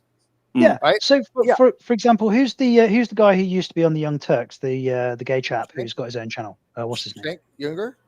No, Cenk Uygur is on the Young Turks. The guy who used to be on the Young Turks, who like has spars with Anna Kasparian, and I'll check it out. I'll get you the name. What was it? What do you believe? Maybe I can figure it out. Well, no. What I'm saying is that he's gay, and he has a husband, and Charlie Kirk was friends with him. Oh, and, Dave like, Rubin. attended. Yeah, Dave Rubin. Thank you very Dave much. Rubin, Yes, thank you. I was having a bit of a brain. Well, you said gay. You said gay, and all of a sudden you thought of Rubin. Dave. But Dave doesn't really make it not known that much. I mean, he talks about it, but I mean, people know. But what I mean is that if Charlie Kirk was like this religious lunatic that wanted to stone gay people to death, like fucking the horror writer lunatic. Well, but Stephen King had friends with Dave Rubin. He wouldn't have been around their house and sat at their table and drank a cup of tea and broke bread and gone to his wedding. And that is a great point. Fucking ridiculous. David Rubin and Charlie Kirk were very close. Yes. If you think for a second that Charlie Kirk would have been that friendly with somebody that he wanted to throw off a building, you know who wants to throw gays off the building? Islamic people, Arabic countries. They do that. Or even in our own country, we have. I'm gonna trigger you guys. Hank, prepare yourself. Okay, prepare yourself. I'm gonna trigger you. But people like Ken Hovind. Ken Hovind is that kind of mindset to throw gay people off the buildings. We all know this because he said it before. Basically, that he thinks that gay people should be executed. Now he thinks the government should do it because he doesn't have the balls to fucking say that he thinks this way and he would do it. But it's the principle's the same, right? That they want people that are gay to be executed in the name of their religious belief or whatever the hell it is. Those people are just as much of a psychopath as the people that wanted Charlie Kirk. I saw a really good thing where someone said, they killed Charlie Kirk because he was a transphobe and a homophobe, and someone said, boy, have I got news for you about Palestine. Right. Right. Exactly. No, that's a good point. And it's funny because, Charlie would even say, I remember watching a video where a college kid had asked, he said, look, I'm a gay college student and you hate gays or whatever. And I'm paraphrasing here. So please don't take me like literally, but this was kind of the gist. We won't. Other people will, Steve, but we won't. Oh, of course they will, whatever. But he said basically, look, I have my Christian beliefs. You have your beliefs. But the thing about America is we're entitled to have those differences of opinions. And he said basically, I may not, think your lifestyle is correct, and I may not want it for, myself and others. You have the right to have your lifestyle, and I will treat you as a person, just like as anybody else. And the guy asked, well, what about MAGA? And he says, MAGA would welcome you with open arms. Yeah. The intersection was like amazing. But you gotta remember, these kids are being indoctrinated to believe otherwise. Matter of fact, I haven't watched it. I haven't I got some of it, but a guy named Jesus Rosas, you know who he is from the Body Language guys? You know who he is? Ever watch the stuff? No. Okay. Well, he did a video and he broke down all the major quotes that people misquoting by Charlie Kirk. And basically, people have been spreading these quote-minded things that said, "Oh, look, Charlie said this," and Jesus Enrique Rosas, because I'm going to do it in his accent. He's got a wonderful accent. I know what you mean. I've seen that one. Yeah, the Body Language guy. I happen to really like the guy. I told him today, look, I don't promote a lot of channels, but I will promote his because I think he's absolutely brilliant. And I like listening to his voice. I do. I think his voice is very soothing. It's wonderful. But yeah, his name is Jesus Enrique Rosas, but he does body language stuff, and I probably butchered that. Sorry, Jesus, if you ever watch this, which you'll never will. But I tried. But see, I lost where I was going with that. See, I'm saying I lose my train of thought. So are you talking about where he said that the one thing that a lot of people were that a lot of people were saying Charlie Kirk said he does not like homosexuality, but then he points out actually what Charlie Kirk said was he doesn't like it, but he's never going to step on your toes about it. Correct. And that's fine. People don't have to accept that, right? Yeah, I mean, you know, people don't have to like something about you, but they still accept it. Yeah. Well, but it's also like in today's society. So, for example, like Charlie Kirk, the notion that he's been castigated as like some sort of like crazy racist Nazi is absolutely insane. Because the Venn diagram, which is classical liberal, and Charlie Kirk's religious position is almost, not quite, but almost a fucking circle. And the thing that infuriates me beyond measure is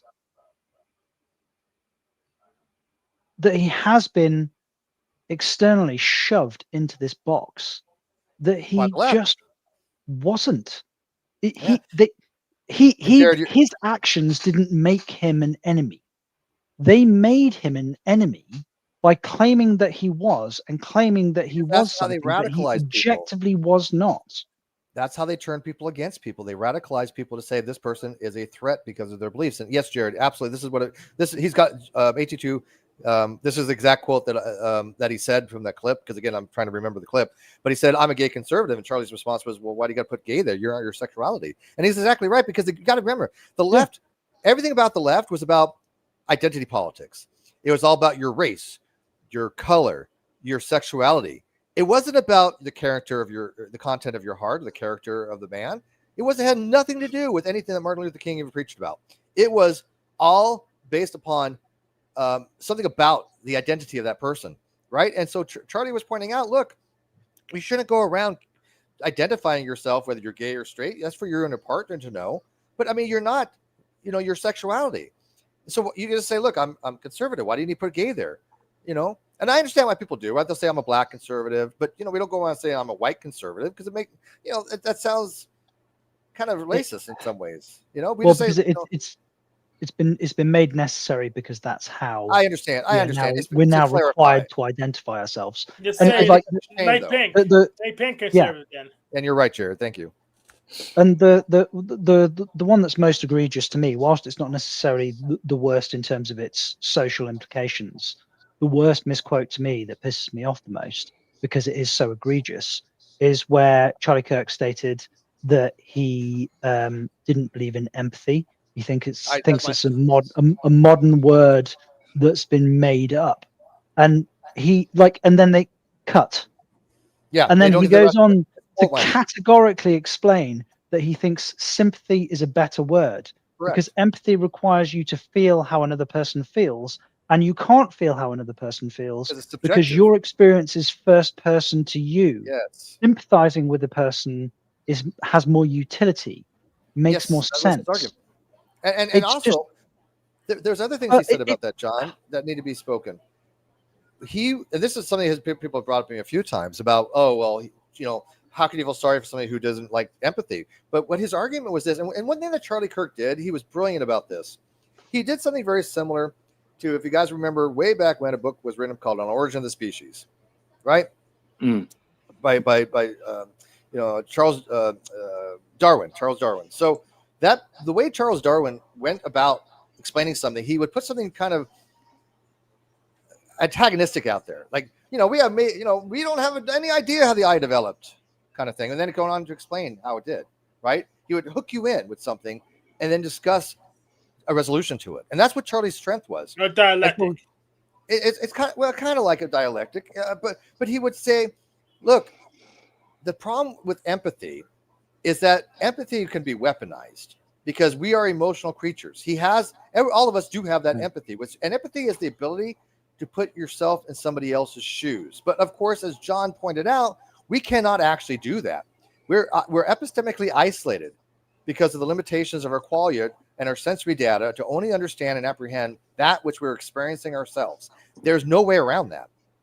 But the empathy means we at least have the ability to say, okay, if this was me, how would I feel about it? But that really is more about sympathy, because when you do that, you feel sympathy for that person. You say, look, if this happened to me, I would feel this way. and how others Yeah. treat me about it would be Yeah, sympathetic. with what sympathy, I'm you going can put through. yourself in their shoes and go, Correct. hang on, yeah. What is so damn detrimental to say that? What is bad about saying that? He explained what he was talking about, and he also said that basically, or implied. I can't say he directly said it, but he was implying that sympathy really can't be weaponized. You either feel bad for somebody, or you don't. I don't feel bad for you. You did this to yourself. Blah blah blah. But empathy, because we do empathize with people, they use it against us. It's called weaponized empathy. Is a real term for it. Weaponized empathy. So I would like to explain this because Charlie Kirk was making a technical argument, and you've done a great effort explaining it here, but Steve. But feeling what another person feels is no different to thinking what another person thinks. So if somebody said to you, "I have telepathy," you would think they're a fucking lunatic, right? So if somebody says that they have empathy because they claim to feel what the other person felt, actually feel what it's just hollow words because you really can't. Just as nutty as saying that they have telepathy. Yeah, but if you said that you have sympathy with them, simpatico with them, that makes perfect sense. Yeah, because the only difference is I can't get into your mental states, right? I can't feel your mental states. So the same thing is I can't feel your physical states. If you're in pain, I can't feel it. I can relate to it, and that's what it really is. Sympathy empathy is like, I feel your sadness, but I don't feel what you're thinking. Sympathy is, I know exactly what you're going through.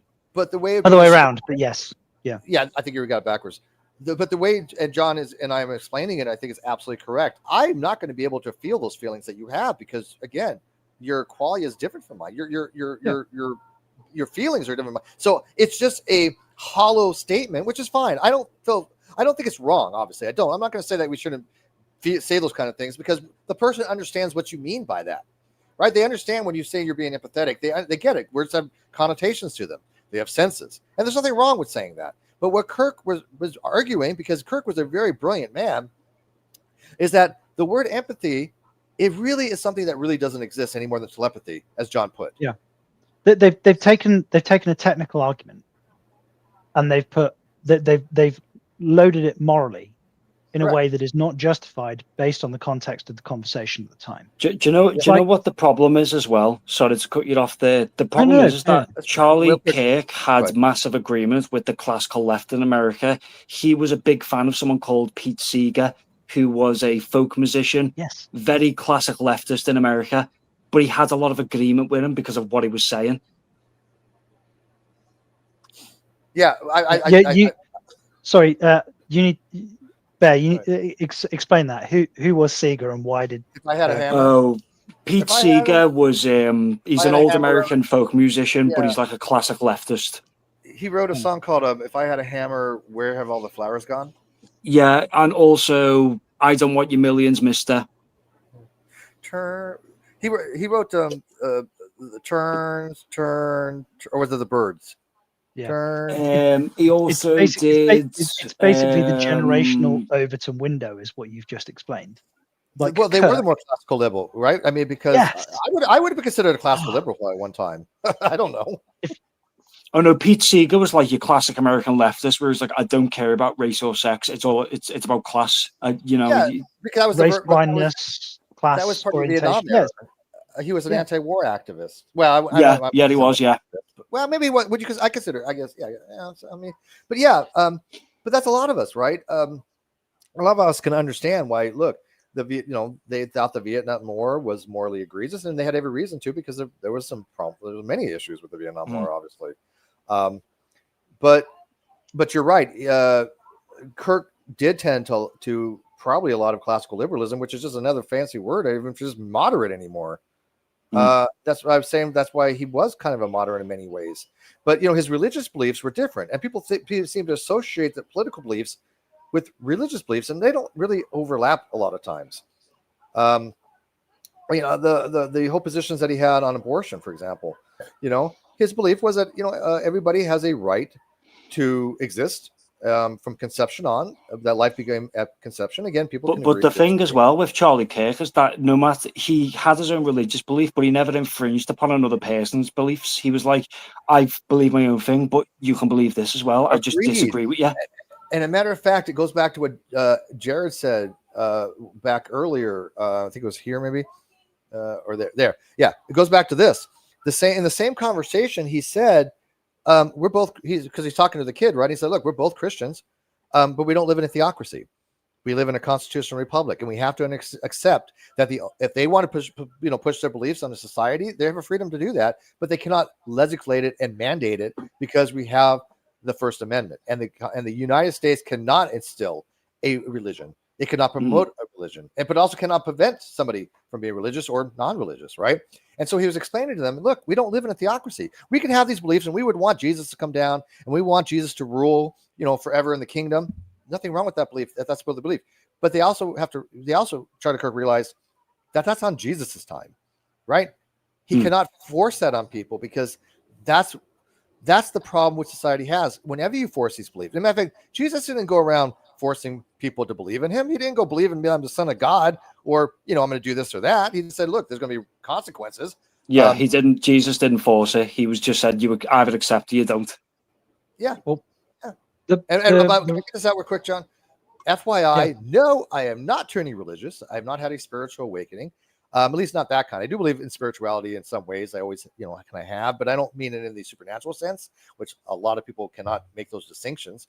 But I do believe in the spiritual sense as an awe and wonder of the universe, much more along the lines of the God of the philosophers, or Spinoza's type God, right? And I'm not saying that God exists because it's really a concept more than anything else. But I would attend to that more than any kind of, Judo-Christianic type deity. But a lot of people saying, "Oh, Steve's turned to the Christianity and religion because I happen to get along with religious people." Which I would never enforce my religion upon you, no matter what you believe. You know what I mean? Can I ask what your religion is, if you don't mind? Catholic. Catholic, okay. And look, I'm not a fan of Catholic, but I guarantee it. I'd rather have Bear right here, who's Catholic, on my side. I'm just messing with you, by the way. He's not Catholic? No. He said he was a Catholic, and because technically I'm an English Protestant, even though okay. Yeah, you can see. I just joked if I just called him a fucking heathen, so I was just messing with him. I'm a member of TST. Ball isn't a member of TST, but he's an actual Satanist, but he's a white hat Satanist, right? He's at the end of the day, I'd never. Hey, Ball, what do you get? Yeah, I could say, I disagree with what you believe, but I'd never say you can't believe that or you shouldn't believe that. That's Correct. That's stupid, right? And that's so antithetical to the American way. Now, what's happening in your guys' country? I am sorry, but you guys do not have a free speech. You guys do not. No, we're fucked. We're fucked. You're fucked. I think you guys. I think you guys are either at the tipping point or you marginally have gone over. I don't know if there's any salvation for the UK at this moment. I want to have hope. I do. I really do hope that you guys pull through on this. But I got to tell you, Bear, you guys are so close to that edge of falling over and point of no return. And I know you guys know it, and I know the British people know it, and they don't get Starmer out, you guys will be fucked. I had lost faith. And I can't blame you. I'm not. I feel a little bit ashamed of that. It's all right. Not wrong with it. It shouldn't. I don't think you should feel shame at all. No, in all sincerity and with all respect, I'm not externalizing that. I felt shame at that. So it doesn't matter what you guys. Right. I got you. You're every right to feel that. That's way. how I Sure. feel. Correct. Yeah. But I watched. We're sympathizing with you, not empathizing. Yeah. I watched 1 million men, women, and children descend upon the capital of capitals, London.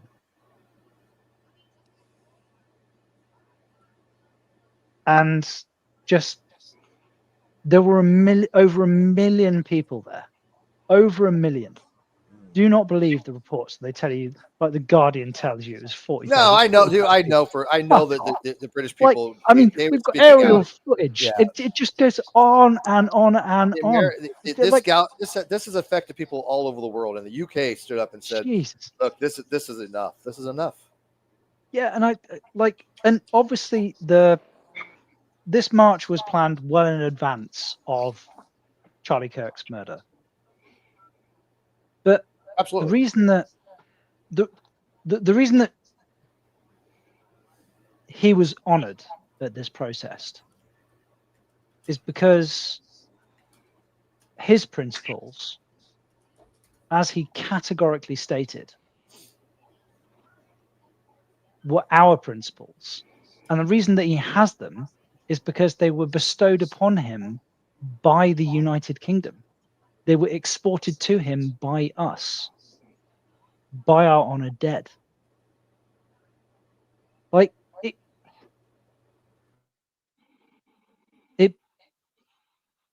it breaks my heart that Charlie Kirk had or needed to die. But, and again, I don't say this lightly, but when people call him like a fascist or a Nazi or an evil person, I'm just to cut you off there. Sorry, the people who call people the word fascist or Nazi, they have no idea what true fascism is or true Nazism is. Not at all. And this is exactly what I was about to say, Bear. Like Charlie Kirk rode into battle on garden furniture and paste tables, and his sword, the ragged edge of his wrath, was a microphone and an idea. Talking to college kids of all people. Talking to people. The ones that most affected by the most. The colleges have been infected by this shit like we've never seen. And the response to this was to have his carotid and aorta ripped out by a lump of lead. Just I can't even fathom it, that anybody who could even begin to try to justify it. Anyways, real quick. Oh, go ahead. I'm sorry. No, it's fine. So what I wanted to say with regards to Charlie and why he was so honored at that protest and why it became a massive impromptu vigil to him is because his values, despite the fact that we don't believe in a God, his values, his principles were the same. He fought for the ideals of a nation that wasn't his own. Yes. He came here, he fought for us when our own politicians had just fucking abandoned us. They'd left. Trump cares more about the UK than your own politicians, man. And you Trump know loved that. the UK. Charlie Kirk loved the UK. I love the UK. I think dude, I'm telling you guys across the pond. They know I've always loved people from that region of the world. I think the UK culture is amazing. I grew up watching UK TV. Yeah. And Saturday was, for me, that was a raw. Yeah, I'm sure it hit hard. It wasn't a squeal. It wasn't a don't hurt me. Oh, leave me alone. Just don't hurt me. Like the English are very much like that. We are the British. We like, well, you do you and we'll do me. You know, I want to sit in my corner and you can sit in your corner. And you've encroached on our corner so much, the left. You've encroached on it to such a degree that we're now, so you're not going to even let us have this little bit of space over here. You mean to destroy us. They do. And the response now is, okay, great. Well, now you want to do battle? Like you want to, they've got a battle. We're all in full battle. We seem meek. We seem mild-mannered. We're repeating the cycle of Cromwell, where Cromwell was like, "You've left us no other options." Right. The line of demarcation has been crossed. The Rubicon has been crossed. There is no going back, and we'll discuss that in a minute. But real quick, I want to get Chris in here real quick. Put us into a corner. We'll take fucking all of it. Don't put us in a corner. And then I'll deal with this comment right here in a minute, because we're not playing this game. We're not playing. This is a fallacy. That's a fallacy. There's no discussion to be had on this. We're not having a debate. We're not having a discussion. We're going to inform people of this, but we're not going to play this bullshit. No true Scotsman bullshit. Oh, if you think, and I'm going to ask you one time, Savanology, do you think that Charlie Kirk was in any way comparable to Adolf Hitler at all? Do you think there's a correspondence there that is sufficient to say that he was a Nazi or I guess Hitler sympathizer, whatever the word? I want a simple yes or no answer. Nothing else. No, hang on. I don't want anybody to talk. I want a simple, because Savanelli's been around my channel for a very, very long time. So I want to know his opinion on this. Do you think that that there's even a marginal reason or justification to say that Charlie Kirk was in any way relating to anything that Hitler would espouse? And I want a simple, solitary yes or no answer. He says, come on, man, I'm just listening to you talk and pointing out speech patterns of people. You spoke exactly that same way. No, it's not. And if you can't understand that, that's a problem on you, but you didn't answer my question. I want a simple yes or no answer before we continue on this, because it's important, because I have to know where you're coming from, because there are people out there that actually believe that. He says, why would I compare Charlie Kirk to Hitler? He was not in any way like Hitler. Then why is the left saying that he was? Why is it they're saying Trump is? Wait, no, I don't. Hang on. I don't. Well, he put real in caps. But he made a sarcastic comment, going, "He's not. Oh yeah, he's not a real Nazi." Yeah. Well, he's talking about no true Scotsman fallacy, right? Oh, no real Nazi. But that's not even what a no true Scotsman fallacy really is, because what that does is exclude something, right? If you're trying to take something out of the category of what would be considered to be Nazi, you would say, well, no real person would do this because they don't have that. So he would be arguing, well, no real Nazi would espouse things like, let's all come together and have discussions. Nazis wouldn't espouse that. They weren't about having. No, they would round you up and put you in the center of a square. Correct. And burn your books. Yeah. So by the way, even worse than that, they'd invite you to a discussion, pretending that they actually wanted to have a discussion with you, and whilst you're mid-sentence, it'd set you on fire. Okay. I got to deal with this, guys. I got to. Okay. Yeah. Sorry. Hang on. So and Bala, you can jump in anytime, because I don't know if you. I know you're listening out there, but if you got a mic to talk right now, that's fine. Savannah says, who is saying that? Have you been over to Blue Sky lately? Have you seen what they've been saying over there? Jesus. It is the most concentrated toxic cesspool of idiocy and misinformation that I've ever seen anywhere. I would put it probably on the same level as Flat Earth at this point. I don't see much difference. So who's saying it? The left are saying this. They've been saying it for decades. Every time I turn around, I can hear a politician talk about fascism and Hitler and how we're diving into to fascism and moving away from a constitutional republic because Trump wants to be a dictator. Oh, Trump's going to stay in power for the next 15 years. I got people that actually believe this shit. Sorry to cut you off. It's on the same level as the origins of the Soviet Party in Russia, where they all sat in a room, reflected off each other's points, and then reached the point of power and took over. Well, circle jerk. I don't do self. Well, maybe that's the problem. Maybe you're not getting your information from the right sources because you don't know what the hell's going on in the world right now, man. You clearly don't. There's a database right now, and I've actually added to, and I will continue to add to it, a name of 50,000 people called Expose at Charlie Kirk. Oh yeah, good for you. Brilliant. I have documented evidence that I have been emailing. I have told people on my Facebook page and on my Twitter, and even I think I did on YouTube, I am no longer a conversationalist. I am an activist. I will protect my country as I did in the military, as a United States Navy first class petty officer, machinist mate, surface warfare specialist. Oh. I was Navy nuke. And when you join the military, every one of us who have, like AT2 Jared out there, who was also Navy, we all swore an oath to defend our country from all enemies, foreign and domestic. And I believe even when we exit the military, that is so ingrained upon us that most of us continue that for the rest of our lives. And that's where I'm at. And I believe that we have an existential threat in our country, and it has to be excised. It has to be addressed. It has to be rectified. There is no way we cannot afford to address these things any longer.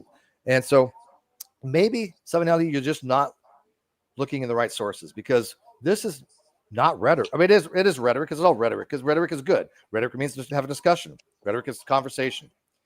But everything I've been putting out has been factually correct to the best of my ability and informative. And I got to tell you, I know some people out there probably have no idea what the hell some of the things I'm talking about are because the mainstream media has never showed them what they are. Let me finish this real quick, then I'll turn over the mic. He says, I'm not one of them. You're not either. Not what he means by that. I know someone died and there's a bunch of political chaos about it. Oh, no. Okay. This is the equivalent of when Martin Luther King got shot. And it took 50 years for it to come out? The information to be released finally? How many? He was, right? I mean, wasn't it 50? It come out in 2000s. Yeah. And so this is equivalent to that. This is a political assassination of a future president that has resonated around the world. This is a watershed moment. This is something that 20 years from now you're going to be talking to your kids about. Okay. Yeah. This is equivalent to when where were you when John F. Kennedy got shot? That's what somebody's going to ask. Where were you when Charlie Kirk got shot? That's the level of equivalency that is going to be going down in history in many ways. Okay. And I'm not bullshitting you, man. This is, do you guys agree with this? Yeah, pretty much. Yeah, the level of feeling on this is. Oh yeah, the impact is palpable. Yeah. I don't like the. Obviously, I understand the political impetus of people on the left to try and diminish it. But the act of them trying to diminish it, practically speaking, is actually making their position worse. Way worse. Because by trying to diminish it, they're undermining a man that obviously had significance, and it feels false. It's fake. They're like, oh yeah, he wasn't that important. He just died. It's no big deal. He just killed over it. It's not like Bernie Sanders, who was at a barbecue with his family and died because he had a stroke in his 90s. This guy was a 31-year-old man that killed in front of his wife and two children. But it's not even that. Everybody resonates with that. He intentionally, on purpose, went to the campuses of our universities where we are, quote unquote, supposed to share ideas and cut the legs out of the people on the left by sharing ideas.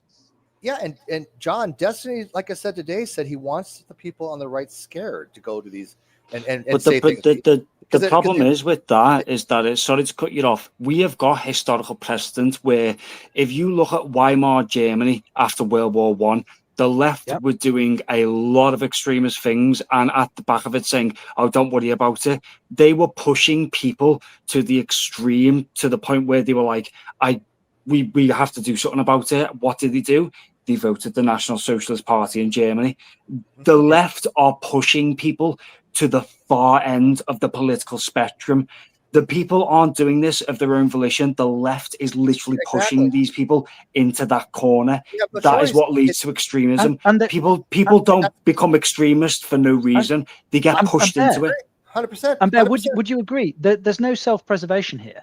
Because even if the extreme left in the world in which we live right now are right, their response should not be to censor, marginalize, and shove the right into the smallest box that they possibly can. Because did they or did they not try that with Hitler? And how the fuck did that turn out? Not too well. So even if they're right, they're literally hamstring. They're fucking themselves. It's a self-defeating way of life. It's a self-defeating ideology. So let me ask you this. So somebody else said, there's no need to kill people. Do you realize, somebody else, that this was a domestic terrorist plot? This was not a lone gunman situation. There was many people that knew about this prior to the shooting. At least reports are up to 20 people had posted on social media the day before that something was going to happen. And they were all in the same Discord. They all knew each other. There's no way in hell that wasn't something that they were not in knowledge. It's textbook terrorism, because terrorism by definition is to have a change in politics through force. Yeah, and What- you know what- what? Here's the weirdest thing, man. Bear, explain this to me. This is how, because you got to remember the people that did this. They're not intellectual giants. These are low IQ people. Right? These are very, very stupid people. Because what they did, and even Whoopi Goldberg said this on The View. Basically, I would caution underestimating people, but other than that, yeah, they don't seem to be. But you know, they're I'm sorry, they're just dumb people. But let me explain why. So, as Whoopi Goldberg even said, what they did was they may have killed the man and the voice, but the message has now gone to millions of people's voices. They are now going to be doing the same thing that Charlie did. So all the people that wanted to silence him, to say, you know, to shut down that message, has now opened the floodgates for that message to get out everywhere. They have they have literally sealed their fate. They're done. There's no going back. The government in both America and in other countries, and I know the UK, they're done playing games with these people. And I'm telling you right here now, listen to me. They are doing this. They're investigating everybody involved in this. If anybody spent a dime to invest in this domestic terrorist plot, if there's any money changing hands whatsoever, if there's any messages from them to anybody, like the Cranston brothers, because they seem to, for some reason, promote violence, or anybody in Congress, they're going to find it. Now, I'm not going to say right now that there are people directly involved in Congress, but there has been speculation, right, of AOC and some other people that might, for some, I'm not saying that they went out and they planned this, but they might have been funding things where the money got channeled through various organizations to go to this domestic terrorist cell, because that's exactly what it was. Matter of fact, one of the socialist clubs that was related to this group wiped their entire social media that day. That's not coincidence. So this is kind of part of why I don't. So it is a very stupid person that underestimates their opponent. And if Charlie Kirk had have turned up at London, in London on Saturday, if he'd have turned up with like the Star Spangled Banner and like with buglers paying taps, he'd have been welcomed with open arms because of his advocacy for the United Kingdom. But what happened on Saturday wasn't just support. It was a feeling that if they did this to him, and if they did this to him because he advocated for us, then we should be at least willing to do the same. Death brings more supporters to what he's advocating. So why do you think I got activated? But my point is that the people that have the capability, the capacity to orchestrate something like this and get away with it also know that. Which means they're not gonna get away with it. But my point here is that, and I can't not come back to the technical aspect of the shooting. Like that, and also if this idiot is a patsy, the patsy they've chosen is not the right person. Like it might have been a patsy in some ways, because we know now that he was communicating with these even further left groups, right? And they might have there's ambiguity, and you made him into a useful idiot for their own purposes. But even if that was true, they're all co-conspirators. Anybody who knew about this plot, they're going to go after. And I'm telling you, if you're a co-conspirator in this kind of political assassination, and if you posted that, wait for tomorrow, see what happens, or and I hate to mention this guy's name because I really don't want to, but his name was Tyler. What was it? Taylor? I don't even care. Tyler. Yeah. It doesn't matter. Like, his name is irrelevant. I want to forget his name. I do. But the shooter, he said Tyler did it. Oh my God, we did it. Tyler did it. They knew this. And so let me reemphasize that everyone in that Discord that knew about it and failed to take action or in any way contributed to it will suffer the same penalty that he was going to receive, which is the death penalty. There is no negotiations. There is no mercy. There is nothing but justice, because the government has now said that these domestic terrorists will no longer be coddled. There's going to be hell to pay. So if they have to literally wipe out by the death penalty every single person, they did the same thing with the Boston bombing. Correct. Anyone connected Correct. to it, they got Correct. life. Can life I in play prison. devil's Yeah, but advocate then I have here? to. Yeah, but then I have to answer this question real quick. Okay, Yeah, of course. go ahead. I'll answer it after yours. So my devil's advocate here is, let's say you've got a friend, and you don't like I joked with Hank earlier, and I said that something, if you just quoted it, could be seen as being like racist. I'm not. Hank knows I'm not. Like, situationally, it wasn't. But if you just quoted me, I would look like some racist asshole. So let's say, for argument's sake, that somebody in this Discord, that Steve, you are basically lining up to execute, thought the guy was being a hyperbolic or an idiot or joking. I don't think it's justified. I don't think it's reasonable that that person shares the same fate as the person who actually pulled the trigger. I do. I would disagree with you on that. I absolutely think that they do. And at this point, and let me, and you know what? It's a perfect segue for me to answer this question. So let me just take this for a few. He asked, so who I got in here? Do I know this person? Who's? I don't know. Jack, put who you are in my. I have Jack backstage. Who are you, Jack? And let me know who you are, and I'll consider adding you. But I don't recognize the name. But somebody else. So put it in the private chat or in the outside chat who you are, if you want to join. Get him to show face backstage as well, just as. I see his face. Yeah, I see his face. Oh, I don't recognize him. I mean, so that's what. one sec. Right. So Jack, if you want me to add you, let me know. But you have a camera and I see your face, but I don't recognize you. So the question was, what do you do to propose to fight terrorism? Okay, maybe one question. Oh, you don't have a YouTube account? Oh. All right, I'll add you. If you add them, do full screen so it doesn't show up. Yeah, hang on. One sec. I meant to do something else. Yeah, put like yours. Yeah, there you go. Hang on. Where's my full screen? There we go. Yeah, there you go. I don't know. No, it's okay. I'm not going to do nothing funny. But you do have to be careful because people are goofy. But luckily, I'm not goofy, so. Now I lost my layout there. All right, real quick, let me answer this question real quick, okay? How do you fight terrorism? You follow the money. Right now, there's multiple investigations into what's called NGOs, which are called non-governmental organizations.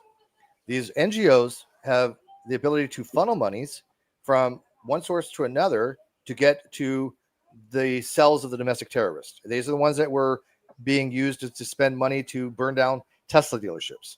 These were the funds being used to do the riots in LA. Okay, so you follow the money. We use the same mechanism to fight terrorism as well, though. Yeah. So, for example, and what you do, the way that we got the pages into the hands of like Hamas and what have you was essentially by the same mechanism. Exactly. And what you do is you hold every single one of them to the maximum law, the maximum penalties of the law, because there has to be consequences. We are over that line of demarcation. The Rubicon has absolutely been crossed. We have to make a very strong message. And that message is, if you're going to be a part of these domestic terrorist cells and you're going to advocate for these positions, your life is going to be your life is going to be either sacrificed and you're going to be executed. the US had to cross lines to capture bin Laden. Mm-hmm. Yeah, or you're going to spend your life in prison. But that's how we fight this. And there's another couple ways to fight it too. We also expose these sociopaths for who they are. We name them, we shame them, and we never let history forget what side of history that they chose. Now, unfortunately, there are certain people that have been, I would say, for lack of better the word, brainwashed by the left and brainwashed by the mainstream media. I'm hoping that those people that I know are not actually true sociopaths figure things out, and they get their head on straight, and they realize that maybe what they have believed isn't true, and they start investigating, and they look at things, and they say, okay, I have these beliefs. If I'm wrong, what is it I'm looking for? And you'll see that every one of these things has explanations. Every single one of them. And matter of fact, I'm going to ask you this, Salvaniel, and I've never got your name right? He says, you follow the money. Do you people at the top have the money? Yeah. There's something called FinCEN, okay? And FinCEN is the organization that keeps track of financial things between banks. It's called the Financial Crimes Enforcement Network. And FinCEN is a bureau of the U.S. Department of the Treasury, actually. They have all these financial records. Any money movement, and there's going to be a crime, they're the one investigating. Most people have never heard of FinCEN. Yeah, that's how they got Al Capone and 100%. the Black American gangster guy. I forget his name. But let me ask you this, Salvaniel. Let me ask you this. Do you know, and I'm going to give you a date, and I'm not trying to put you on the spot. I'm really not. But I want to know, because I'm trusting you actually have honest inquiry here. Okay, because you've been around a very long time, and I don't think you're a sociopath. I don't think you're evil. I think you're just misled, which is something that we can get through to. So let me ask you, have you ever heard of these two things? And there's really two reasons why I'm asking this, but have you ever heard of the Smith-Mundt Modernization Act of 2012, signed by Obama? And you ever heard of the date, December 9th, 2016? Now, John, you know as well as I do, I ask questions for a specific reason, right? Especially when I do a dialectic. Would it be but also, but I don't know if you've seen it, but in the live chat, it's not on the screen that everybody else can see. But Salvanel is trying to clarify their question. So I'd probably, before you go down a I clarified enough. I mean, that's how you we're going to attack this, right? We're going to be, one, you vote these people out of office, and two, the people in Congress, we have to hold them accountable. They are criminals against the citizens of the United States. We've known they've corrupt. We know they steal money. We know they peddle these back channels through money through. They funnel the money through these back channels through these NGOs, through USAID, which has now been shut down, which was a DNC slush fund. That financed a lot of domestic terrorism. We know this. This is not misinformation, hyperbole. Yeah, they were still giving money to the Taliban. Yes, it's well documented that the USAID was used to give money for terrorism. Okay, we cannot do this. We can go back to the old CIA days and the Cold War and the like the Contras in South America, Iran-Contra.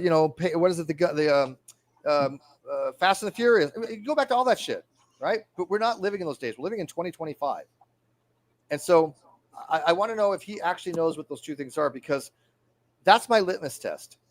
That is going to be my litmus test. Just like I ask people, do you accept that 0.99 repeating equals 1? If you don't, then you failed my litmus test. You don't know math, right? You're not going to convince me of anything because you don't have the basic prerequisite knowledge that I would respect in somebody who tells me that my math is wrong. If you don't know basic math, right? And again, it's not sharpshooting. These are simple questions, and I'm not even asking him really to tell me. Are you talking about the fallacy of Texas sharpshooting, I presume? Texas sharpshooting? No. No, not really. Texas sharpshooting is when you correlate your data around to certain things for the bullseye after it's already been done, right? That's not when I'm saying sharpshooting is, man, I'm trying to shoot your arguments by saying I'm going to find something you don't know about to try to discredit you.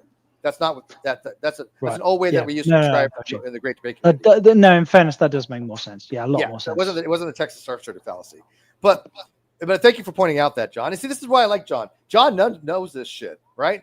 We understand each other because we understand the subject matter where we can relate to each other on these concepts. And certain people don't have that ability to do that because they don't understand these concepts. But those two things are so fundamentally critical to understanding what is going on in the world that if you don't start there, there's nothing I'm able to tell you that's going to make sense to you. It just won't. So, and I think this is where I have as much as you and I, Steve, we hardly disagree on anything. Like, we're so in sync, we're wearing each other's underwear. Yeah, no, we do have a lot of, like 90% overlap. Absolutely. Mine's got a checker pattern. Steve's is stripy, and there's some stars on it.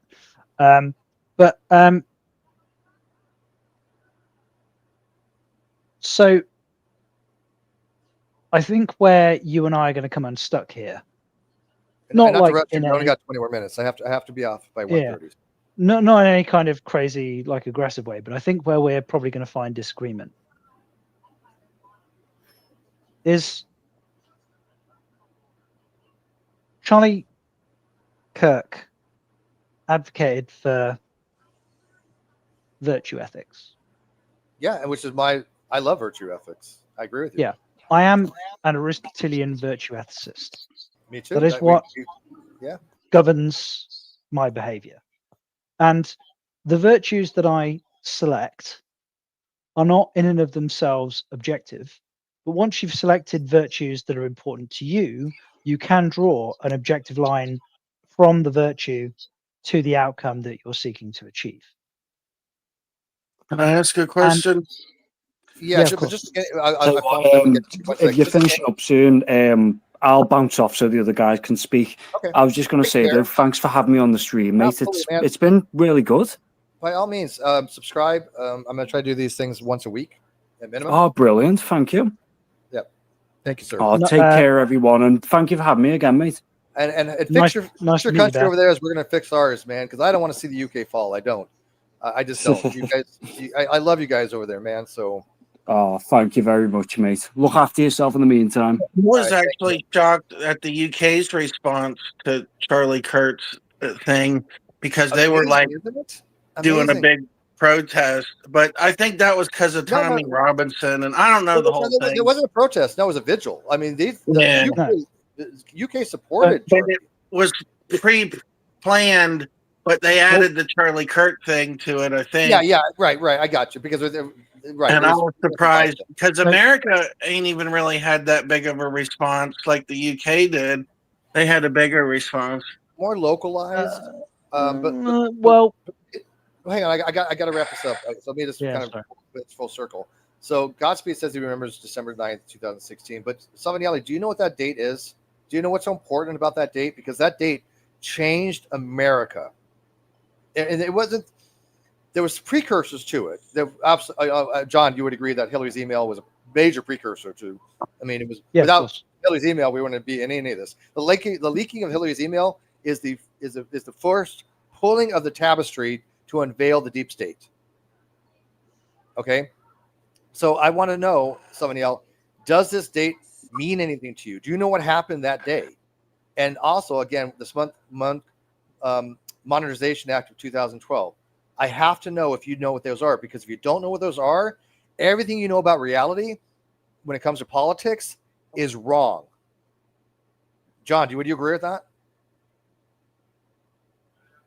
Knowing the specifics of something that happened on a specific date, I would argue, is less significant than the principles that govern us. Okay, whilst I'm obviously aware, but Well, I'll give him hints. I mean, I maybe you're right. I'm not trying to, again, it's not so much the date itself, but what happened that day, right? All right. You know what's funny is you probably won't even be able to look it up. AI's not going to tell you what happened, really. Then that's the problem. This has been censored from the media. They've talked about it for 2 days, I think. But if you're on Twitter, you know all about this stuff because this is where all the actual stuff comes up. But what happened that day, I'll even tell you. On December 9th, 2016, President Obama, and this is absolutely factual, it is put out by the Office of National Intelligence. There's documentation from it, declassified documents, declassified emails. It is overwhelming. They have congressional hearings on this right now. They're having 4 grand jury investigations. This is not just people talking out their ass. But what happened was, well, first, let me explain that on the Smith-Monk Modernization Act, what Obama did was he allowed propaganda that was intended for foreign audiences to be used domestically by mainstream media. what allowing that to do is anything that's put out for any other foreign entity, any misinformation that goes over VOA, or which is Voice of America, or AP, or NPR, which, by the way, was defunded. People are like, why are you defunding NPR and PBS? This is why. I'm telling you why it was defunded. It wasn't to censor anything. It was because they were using propaganda that was only going to be allowed to go outside of our country domestically to mislead American citizens. And so let me finish. So on that day, Obama brought a bunch of people into the Situation Room. It was James Comey. It was Clapper. It was Rice. It was Lynch. It was Kerry. And I don't think Adam Schiff was there, but he was definitely knew about it. And Hillary Clinton knew about it because she was heavily invested in this. But what he did was he said, look, the intel reports say that there's some Russian possible interference with our election, which only thing was they wanted to basically cause a little disturbance, a little discord maybe, but nothing of any consequence. They didn't have the technical ability to actually hack our election machines. They didn't have this infrastructure to do any real damage to affect the election. But what Obama said, I want you to suppress that intelligence, and I want you to create a brand new intelligence report between the CIA, the FBI, the NSA, and 17 other intelligence agencies, which may strike a chord with you, and they say 17 intelligence agencies agree with Russian interference. And we want you to make it seem that Russia was in collusion with Trump in order to steal the election. That is not fiction. That is historical fact in the document records. When he did that, he also worked with Cloudflare and other sources to work with mainstream media, CNN, MSNBC, to propagate this misinformation. And that misinformation was to basically tarnish and undermine President Trump's legitimate presidency, because he was voted in on 2016, right? By the will of the people, whether you agree with him or not. It's the American way. He was voted in by the American people by a free and democratic vote by the majority of the Electoral College cast by the constituents who voted for him. Whether you agree with it or not, doesn't matter. He was the duly elected president. But he also recognized if Trump got into office, Trump ran on, and you may not be aware what Trump ran on, but go look at the 20 things he ran on. He's fulfilled almost every one of them. He's working on every one of them. But one of the biggest things he ran on was exposing the corruption of the deep state and exposing these people for what they are. Because he said, I used to be an insider. And he said it was good. He liked being an insider. But once he saw the actual evil, the corruption, he said he was going to use their own weapons against them and use their own system to dismantle them. That's what he called, quote, draining the swamp. And that's exactly what Obama could not have, because they would expose the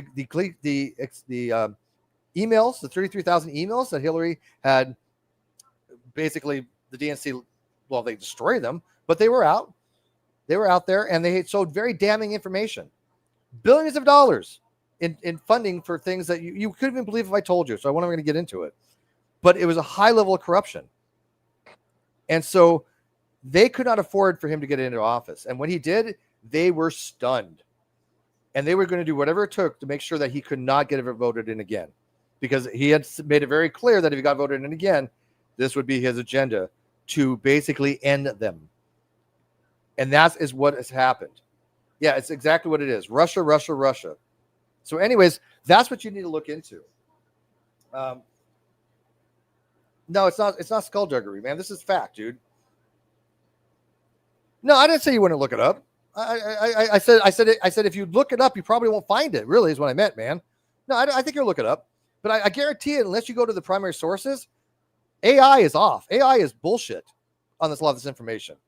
And if you can't get it from MSNBC or CNN, which talked about it for a few days, go to the ODNI, the Office of the Department of National Intelligence, and look up the July 18th and the July 26th, I think it is, press releases, and then from other things you could find in the DIGs. We could ask AI. I could ask it right now if you wanted. It won't. It you know what? It might. I don't know. I mean, I don't. Yeah, that would be interesting. I mean, we can try it and see what it says. Plus, sometimes if you word it differently, it'll admit or deny it. That's true. Okay. We don't have to. Word it this way. What AI are you using? And we're gonna go. Oh, a Copilot right now because it's free. Copilot. Okay, so ask Copilot, what is Obama accused of doing on December 9th, 2016, in the Situation Room? That's it. That's all I gotta really type. What is he accused of doing, and by whom? The problem we've got here is the distinction between specifics and semantics. So the reason that I'm here this evening. Sorry, go on, Jack. No, go ahead, finish, John. The reason that I'm here is because whilst I'm sure there has been huge amounts of chicanery that have gone on in. I'm here to chat anytime. In the US. You and I, Steve, we're virtue ethicists. And a virtue is, in large part, a principle. A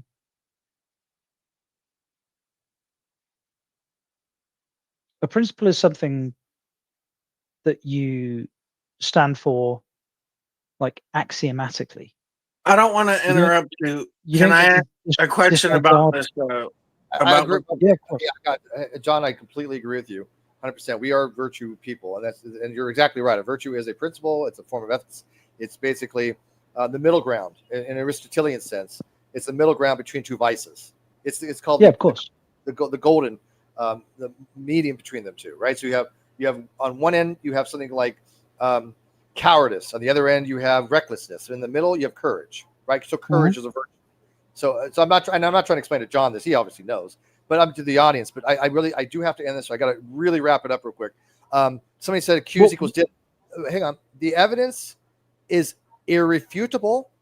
It is indubitable, and it is so solid that even the National Intelligence Agency has said this is something that's irrefutable. That Obama committed a treasonous plot against the American people. There's ongoing investigations. There are people testifying in front of Congress, and there's grand jury investigations. Now, I'm not going to say that they're going to be able to convict him of treason, but I'm absolutely there's going to be people convicted of, at the bare minimum, denial of rights under the color of law and perjury, which then may be able to use in a RICO type case for conspiracy, an ongoing conspiracy to commit treason. That's how they get people. So the evidence is overwhelming. So Jack, real quick, what does the AI say? Oh, I can ask it right now. I just have to ask it. What was the question we were going to ask it? Ask it what happened. What happened? Yeah, I'm gonna phrase it this way. What happened on December 9th, 2016, with President Obama in the Situation Room in regards to Russia? On December 9th, 2016, President Obama convened a meeting regarding Russia's alleged intervention in the 2016 election. This meeting led to a new intelligence assessment and played a role in the unfolding of the Trump-Russia investigation. That's it. There you go. So I'm not pulling the shit out of my ass, man. This everything I'm telling you guys is God's honest truth. Okay, I can formulate my own conclusions, which I will tell you my opinion, but this is not mere opinion. This is fact. This is going on in reality. President Trump is being investigated. President Obama is being investigated for committing acts of treason. And somebody's going to say, what about SCOTUS and presidential immunity? You don't know what the hell you're talking about. We'll deal with that another time.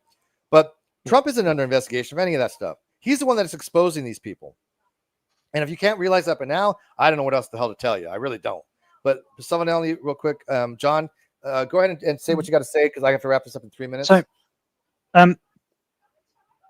the reason that I was talking about virtue ethics and principle is because Charlie Kirk advocated for virtue ethics and principle. He did. You're absolutely right.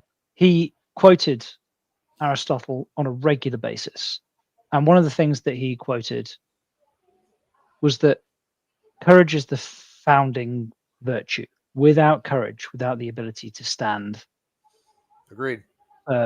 all of the other virtues, without the bravery, the courage to stand for them, then none of them matter, because they don't get actuated in real life. They don't have an effect if you're not prepared to stand up for them, to advocate for them. Yeah. I have to go. Wrap it up. You got 30 seconds. I literally have to end this on the 1:30. Fair enough. Yeah, I promise. Listen, I promised my word I would, so I keep my promises. You know that. Fair enough. Kirk had courage. Virtue ethics. That's ethics, right? That's ethics. Yeah, whatever. But anyway, if I did, I apologize. I look. I'm dealing with a lot of people that I don't know their actual positions, because they have been so bizarre and how they've come at me. So I'm treating you as a very honest interlocutor, and I hope that you do believe me on that. But go ahead, John, and then I'll wrap it up. Kirk, without knowing what was going to befall him at the end, he had courage. It was his grounding virtue. The courage that he showed was going into environments where people disagreed with him en masse. And he was called a fascist for it. He was called a Nazi for it. I hate that is the world in which we live. But I'm also of the opinion that he was a man of peace. And I am too. But I'm not how can I put this? I'm not meek. I'm not useless. Charlie Kirk was a man of faith. His principles required him to turn the other cheek. They required him to be a pacifist, almost. My message to those on the left who have aggressively abused our and my tolerance is that tolerance does have a limit.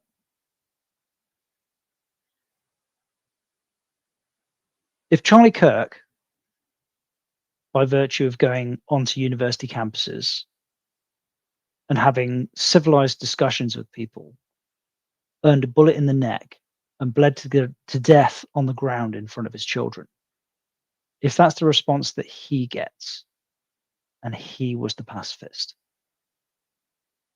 he was the man of God, he was the person who came to you in peace, and I'm not. If I have very similar values to him, but I'm not the man of peace, and I mean to end you if you do me harm. If the choice is between bleeding to death on the floor, reaching out to my daughter, reaching out to my son, helpless and prostrate on the ground, or I do battle with you and you lose, there isn't really a fucking choice, is there? So I guess we can live in peace, or we can't. And you think can't means that you're going to win. It doesn't. We have all the training. We have all the guns. We have everything we need to beat you. The reason that you get to prance around thinking that you're virtuous when you're not, the reason that you get to dance around this world with all of the commodities that are provided to you, is because of us. It's because of men that know what they're doing.